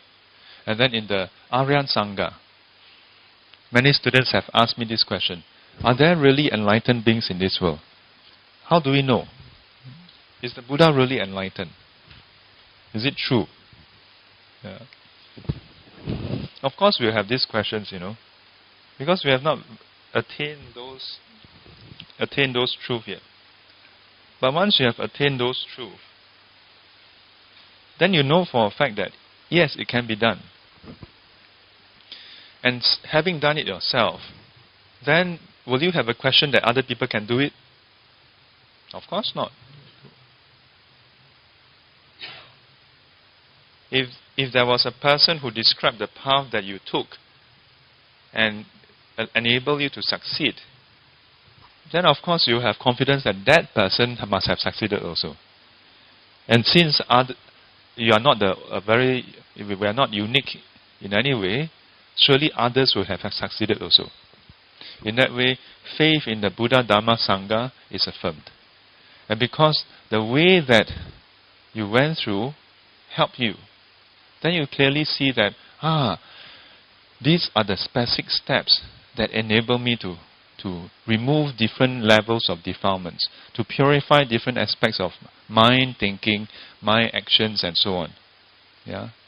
Then you see clearly, okay, these are just rituals. This part is ritual. That part is just a convention. Okay to do, okay not to do also, no problem. Then attachment, grasping on to rites and rituals and practices falls away. And these three is what we call the three lower factors that is removed by those who have attained Sotapanna, the first stage of enlightenment. And then you will go down in the annals of Buddhist history, and so became one of the Sotapanna. Never to be reborn in the lower realms again. If we look at the Noble Eightfold Path, the Noble Eightfold Path itself is a sequence of factors that condition the next. Factors that condition the next. With right view, right intention, right view as a basis, then there's right intention. These two as a basis, then there's speech, action, and livelihood. This as a basis, there's effort, mindfulness, and concentration. This as a basis, the whole thing as a basis, then give rise to right seeing, direct seeing. Yeah? And from direct seeing, wisdom. And because once there's wisdom, then ignorance don't exist. And once there's no ignorance, then defilements don't exist. When there's no more defilements, then the whole sequence break down. Yeah, and that is why we say that even the third and fourth noble truth is dependent arising and empty. Yeah, empty of any inherent nature. It is because it's dependent arising that you can cultivate. If it cannot be, if it's not, you cannot cultivate. No hope for us. Yeah, no hope for us. Question.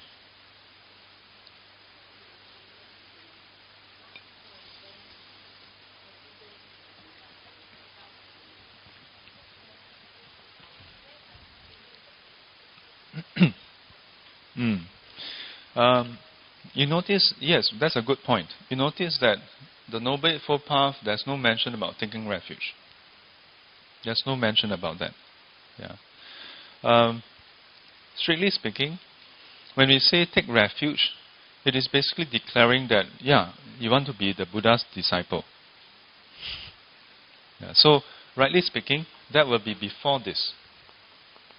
Only when you yourself, and it's not a step that Buddha can say, this you must do this first step. Yeah, because that first step it comes from you all. And that's why, as part of the so-called ceremony, before you take refuge, the individual or the congregation, the assembly that is taking refuge, must request for refuge. It must come from you all. Nobody can come and tell you, you want to get enlightened, this is the first step, you must do this. No. You yourself must hear enough teachings, get exposed enough to the teachings, and then come to an acceptance to a certain degree to say, hey, I think this is sound enough, I want to put in some commitment and effort into this. I want to be the Buddha's disciple. Then you decide, okay, yeah, I want to take refuge. So it precedes this. But, oh yes, of course, for sure you go and throw a stone, hit someone. Come, are you a Buddhist? Buddhist, okay. You have a 1 out of 3 chance. Just throw enough stones, you cannot one Buddhist. Then you ask them, are you sure or not? For sure there's questions. Some have more, some have less. But those who have less may not be more enlightened, It might just be that the social conditioning is so strong and they are afraid of being wrong. So they don't want to express their doubt. Why? Because a lot of, nothing against mothers, but oftentimes it's the mothers who will tell the children, cannot ask questions. I have this student who told me, her mother told her, cannot ask questions. If you ask questions, you'll go to hell. I was like, where did your mother hear that from? Yeah, and she was visibly distraught, that student of mine. She was visibly distraught. She was virtually on the verge of tears. In fact, she cried. Because she's so traumatized all her life, So when she came to see me and asked me questions, then one of the questions was, Sifu, wait, can I just verify, is it okay to ask questions? And I was like, why not? And then she told me this, that her mother has been drumming to her that if you ask questions, it means you have doubt and you will go to hell. It cannot be further. So I told her, I said, first of all, your mother is wrong. Yeah. Absolutely wrong. Why? Because if you look at most sutras, it starts off with a question.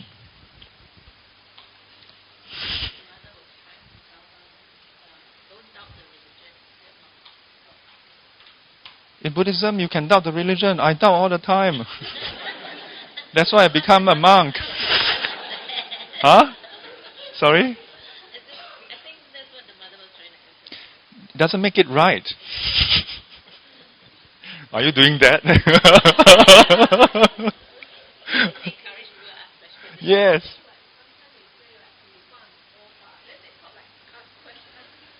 Yes. Yes. That's why she ended up with a go to help. It's like economics, what is worse than not knowing economics? Knowing a little bit of economics. No, but it's true. It's true. There are many who hear about, the disparaging, slander. So they think, slander. What is slander? Hey, if you ask, is it like that? Is it like that? Hey, is it slander? Well, then, just to be safe, include everything. Yeah. In Buddhism, there's no such thing as that you don't believe you go to hell. Yeah. How to believe how many of you think that you are sitting on a chair that is very solid? It looks very solid to me, even to me. This table looks really solid. Who don't think this is solid? Tell me, I throw at you. But this teaching tells us that it's not the way it seems. Yeah? And it takes a long time to reflect and then to have a bit of conceptual understanding, Of course we're going to have doubt. It's okay to have doubt. In Buddhism, I don't care about other religion, okay? Yeah. In the sense that other religions may have different opinions about doubting. Some religions say you cannot doubt at all. Once you doubt, die. Yeah? But in Buddhism, no. But we're not here to criticize other religions to say that is right or wrong. It's just that in Buddhism, no problem. No problem. Does it answer your question? Sometimes I go around and then... What was your original question?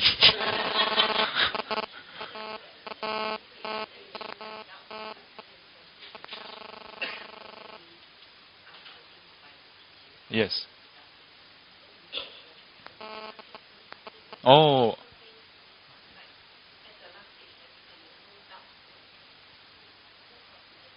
Yes. So, when we take refuge, we will definitely have doubts.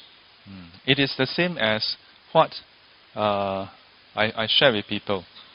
You don't start practicing because you are already purified. If you're already purified, you don't have to practice anymore. One student, many years back, wanted to become a monk. Yeah. His mother was not supportive. So I said, well, ask your mother to come and see me. Yeah. I've been seeing mothers since the 80s when I was in secondary school. Yeah. Usually in secondary school, kids are very afraid of seeing people's mother. Well, if you want to get away with anything, you just say, my mother wants to see you. What is it about? For me, when? So that student who wanted to become a monk, I sit down with the mother. So the mother told me about the son's flaws, how he has a lot of defilements, how he has bad temper, how he has this and that. So she thought that she come out with all this, right? Surely nobody wants him to be a monk anymore. So I look at her and I said, well, that's precisely why he has to become a monk, isn't it? Because he has all these flaws. If he has no flaws, he's an arahant already. Then there's no distinction whether he is a monk or not. Yeah. In the same way, to take refuge, to become a Buddhist, it doesn't mean that you are already purified. It doesn't mean that you have zero doubts about the Buddha. It is precisely because you still have defilements. Yeah? You still have a bit of doubt. Yeah? Or some doubts, or a lot of doubts. But surely, think about it. A person may have a lot of doubts. But if a person still have this thought, hey, can I be a Buddhist? Then it means that the person have a bit of confidence also, If the person have complete doubt, no confidence at all, do you think that such a person would even want to step into a temple or monastery? The person would not even think about wanting to be a Buddhist if you have only doubts. Agree? Yeah. To be a Buddhist, you will have some doubts. But it means that a person who have doubts but want to do something about it and have taken a look at the teachings or what is said about the religion and then have developed a bit of confidence to say, although I have doubts, but the feeling I get is that maybe there's something more than that. That's good enough. Don't worry. Yeah. Next week there's a tree refuge. Those who have not registered, please do so. Sorry, one question.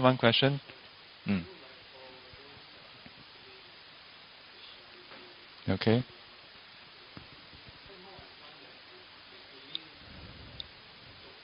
Totally.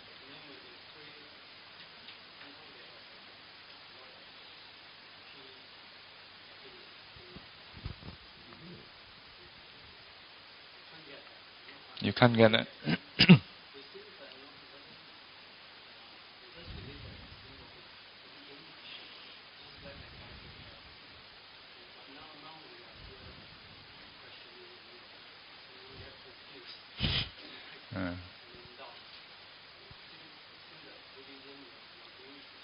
Hmm.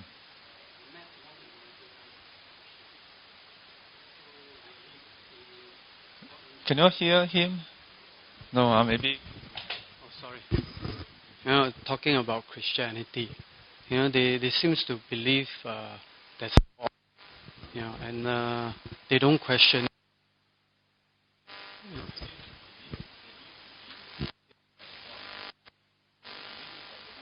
Yeah, I look at them is that to me, that's why I say they seems. I don't know whether they are, but they seems to be. And then when they pray wholeheartedly, and they have a lot of happiness in them. They do a lot of time. My friends try to persuade me, but somehow, no, I cannot have that kind of same feeling as them. Well, because of my mother. Me to pray, is young. I rather believe my mom. Alright. Yeah. No, but the thing here is that my mom give me a very easy way. To be a Buddhist, you just have to be starting to taught me don't harm others, help others, work hard, and a few simple things. But now opening the paradox, so I got more questions, more. All right. So sorry about Christian, and then they just let seems to be easier, and then to get that kind of peace. Sorry. Very good. Thank you. Give him a round of applause. Unfortunately, we ran out of time. Thank you very much. No, wait. Let me. You want to add? Okay. Yeah, recently I went out with some friends who are Christian. Then they'll say things like, just leave everything to the God, and then the answers will come, and then God will fulfill a lot of things for you. That's how they keep trying to tell us to join Christianity, and then it's like, all your life will be like, everything will be answered, everything taken care of. Then why you pray to statue? Then I don't know how to answer. Why you still go and pray, and then it's praying to statue and paper only? How it help you? I don't know how to answer. Very good question. There's a question there also, or thoughts.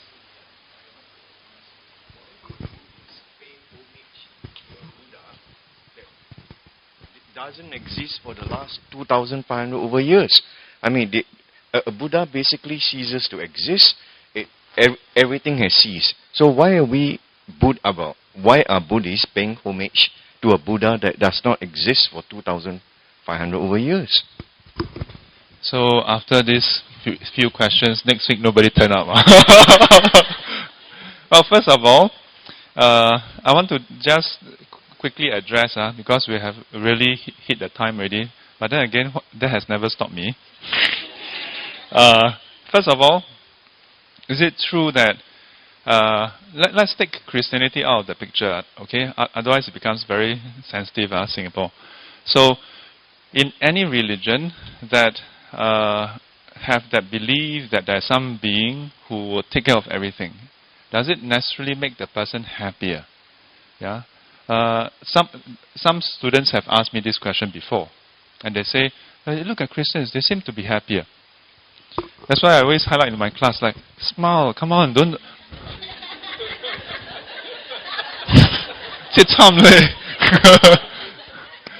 But that's but that is really the traditional a setting, you know. You go to a traditional temple, say, cannot smile, cannot laugh, cannot... Like, for us to laugh like that, wow, 罪过, 罪过. But the reverse, if you look at it, I asked that devotee, I said, if becoming, in this case, a Christian, because the context was Christianity, if becoming a Christian necessarily make you perfectly happy, then in Oxford Dictionary, when you look for sadness, it should say an emotion that was felt before like 100 AD, yeah, or 300 AD, yeah, because once we crossed that line and most of Europe or all of Europe became Christians, then this was just a figment of the past, yeah. But no, instead, depression is defined by Western doctors. Yeah, in UK alone, winter months, depression is so high, suicide rate went up. Yeah. I saw some articles about how in post-World War II, World War I and II, there's this general decline in the belief of Judeo-Christian religion. Yeah. But this is not highlighted in local media. Yeah. What is highlighted is, in China there's this surge in Christianity, in Myanmar, in this country, that country, but they don't talk about the decline of religion in general in Europe. Yeah, they don't talk about that. Is it true that you will necessarily be happier going to the church? I'm sure there are some people who found comfort in that. Yeah, but you must know that it is not a panacea. It is not a fix-all, solve-all solution. The way it works is this. And I'll tell you this. Sometimes Buddhists, we are equally at fault. Sometimes we use the same flawed logic. You encounter a problem. We only have to talk about problem, because if things are going good, you don't have to worry about it. So you have a problem, start. This is what we call a flow chart. Okay? So the approach is you leave everything to God. Yeah? So you start off with a problem. And then you say, okay, is it solved? Yes. No. Yeah? Simple as that. Yes, if it's solved, what happened? Happy. Yeah? Happy. Very good. Happy. Yeah? And then end. And the conclusion is that God answered your prayer. And this is not Christian God in particular, okay? Any God. Can be Topai Kong also. Just to be fair. If it's not, okay, it's not solved. No. Then, are you sad? No, cannot be. If you believe in the all-powerful God, whether Topai Kong or Kiu Ya or Yahweh or whoever, then surely in all the compassion and wisdom, there must be a reason. Yeah. Maybe it's not meant to be. Maybe it's not meant to be. Yeah. There must be a greater plan. Maybe if you get it solved, you will not learn about strength. Maybe if you don't have this problem, you will not learn about love. Maybe if you manage to get your bonus, you will not have more time for your family. Maybe if you manage to buy the car at the right COE price, you get an accident. Maybe, a lot of maybe. So there must be a greater plan, so you should be happy because it is part of the big plan and a mystery. So, fundamentally, this is the approach. This is the approach. Does it work for some people? Yes, it does work for some people. I would say for many people it works. And it is not just about God. It's about Topai Kong also.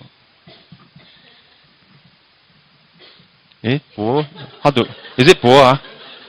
人啊，人，大怕公，大伯公，多拜公啊 Yeah. And you know what? For some people, they pray to the Buddha in the same way. And it will fit nicely.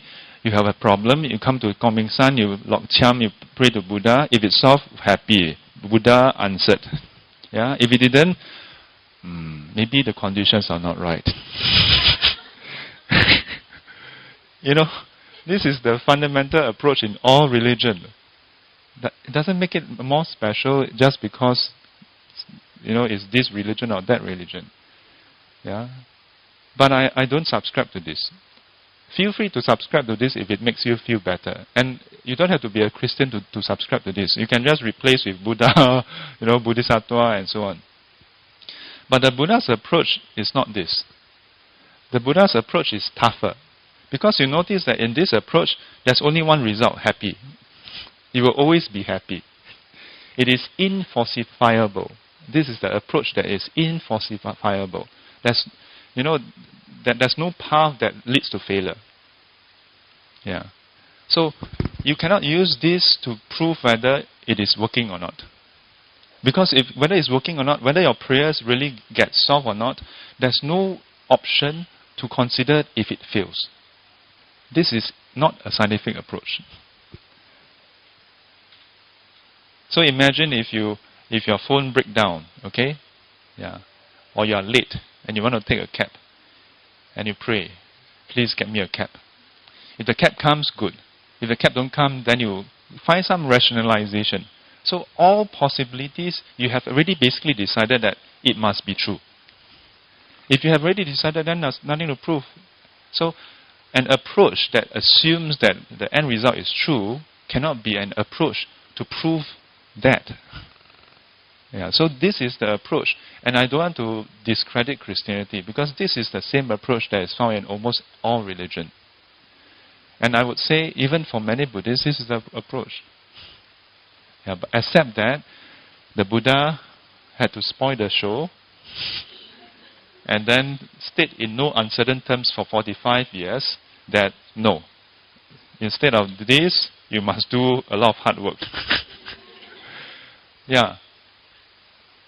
And I agree, this hard work is not so attractive. I agree that it makes you feel disheartened. It's not easy. But it's not his fault that it's hard. He didn't make it harder than it has to be. He already make it as simple as it is possible. I keep telling people, the Buddha has already done the research for us. You know, the tough work has already been sorted out. He tried all the different ways that doesn't work and it already highlighted what works. Yeah. Our brother asked, why do we pray to a wooden, you know, the wooden statue? Why do we pray to him when he's already gone? Of course, there's the metaphysical question of whether he's gone or not.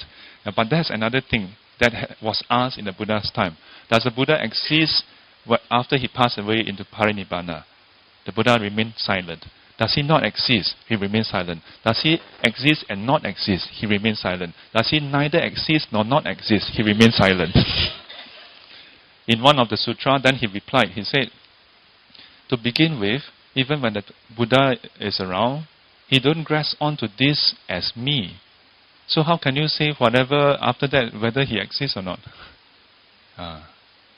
Now, to fully appreciate this answer will require you to appreciate no self. Yeah. Unfortunately, for most people who are from other religion, there's no such a concept as no self. It's all about tangibleness. Why? Because in a way, all religion know that there's no self, but don't find that it's too scary. So posit that there must be something that is permanent and solid. When we say there's no self, it just means that there's nothing that's permanent.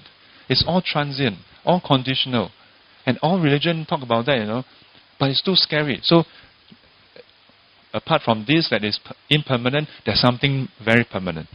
Oh, okay. Hey, luckily got something permanent. Yeah. I can understand how that is more attractive. But it doesn't make it the truth. this is a tough path. Yeah, this is a tough path. Yeah, this is very difficult. Yeah, but if you were to try and use it over time, you will find that it is rewarding. It is very tough, and it is because it's so tough, but produces result, and that's why we pay respect to him. Not because he's around to come and fix our problem, because even without being around, his teaching is still benefiting people. That's why we pay respect to him. Thank you.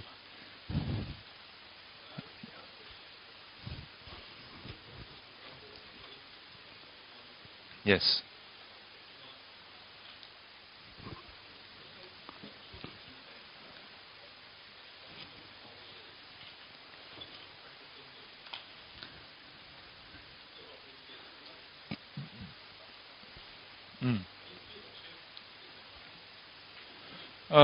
So when we say that a person is a Buddhist or not Buddhist, there's the ceremonial format. Have you gone for refuge? Have you gone through the process and so on and so forth? In that sense, then you say this group of people are Buddhists, then this group are not Buddhists. But the truth is, without going through that, you can still be enlightened. The Buddha himself attained Buddhahood without taking refuge.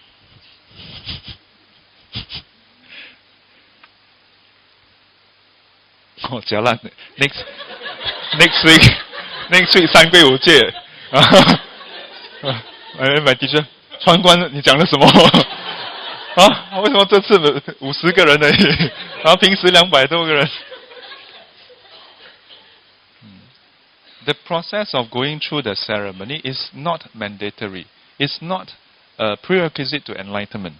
That's why I highlighted it's before the Noble Eightfold Path. But you must remember, even if you don't go through the ceremony, but if you consider the Buddha to be your teacher, that's refuge already. Even if a person go through the ceremony every day, but he don't really consider the Buddha his teacher, he don't even know what the Buddha teach, and as a result he cannot apply it at all, then in what way is he a Buddhist? He is a form Buddhist.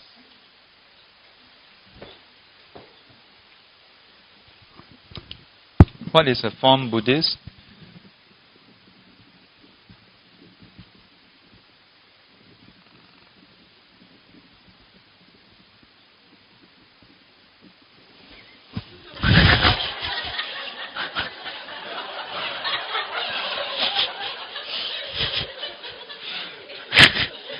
When you fill up forms, you are a Buddhist.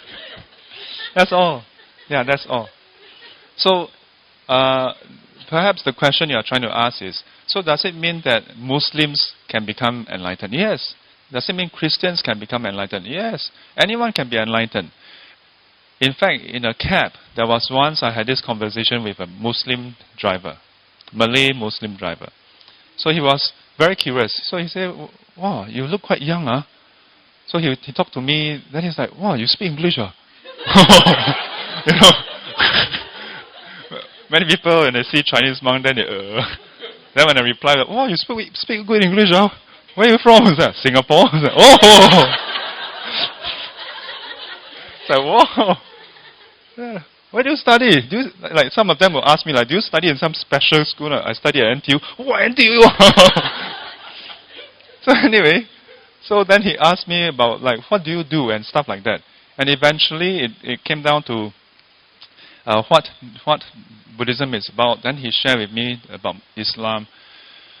I've attended enough interfaith dialogues and stuff to know a bit about Islam.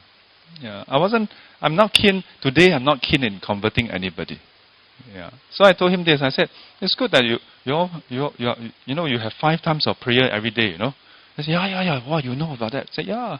So I asked him, what do you do when you're in the mosque doing prayers? And he said, well, we think about God. We think about His love and His justice, His mercy, and so on. You know, they always say Allah Akbar and then peace be upon Him. Yeah. that God is great, God is merciful, and so on and so forth. Yeah. A lot of times in today's context, because of some individuals, these words becomes quite scary. Like, God is great. Yeah.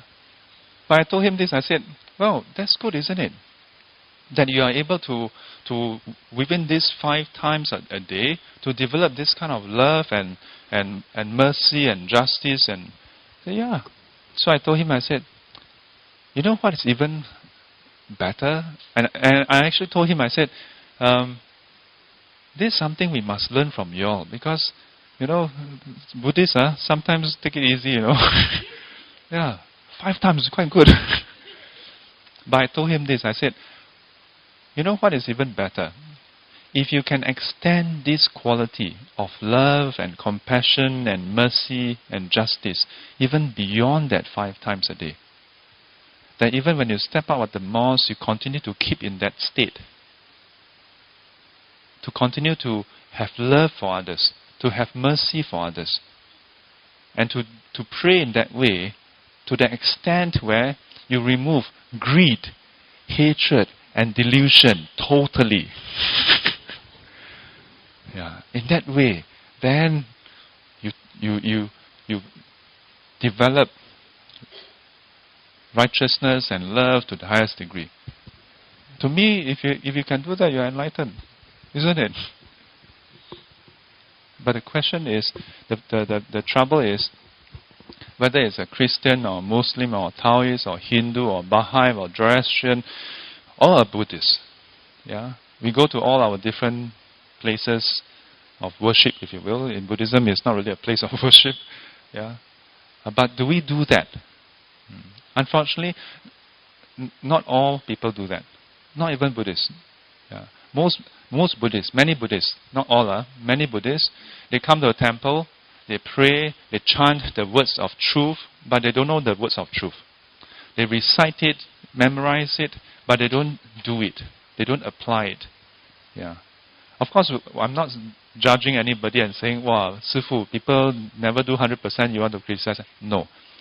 Yeah. But the truth is that traditional Buddhists, they don't know what they're chanting, So is it any surprise that they try to solve their parent-child relationship by doing chanting? And I look at them like, huh? If you have an issue with your child, then the Buddha did teach, communication. Before you speak, you must consider, is this out of compassion? If everybody think in this way, parent and child alike, then you wouldn't be shouting at each other, isn't it? Then you would be considered, I've been telling my son off the same thing day in, day out for the past 10 years, from when he's 5 until he's 15. Does it work? It doesn't work. So why do you keep saying that's doing the same thing? But instead, people don't do that. People come to a temple, pray, and hope that there's a miracle. When they don't get it, then they have lost in faith. Then what happened? I mean, no offense to Christians. But in a way, we have to, definitely no offense. We have to learn from them, because they have moved beyond simply the Bible, but they are very good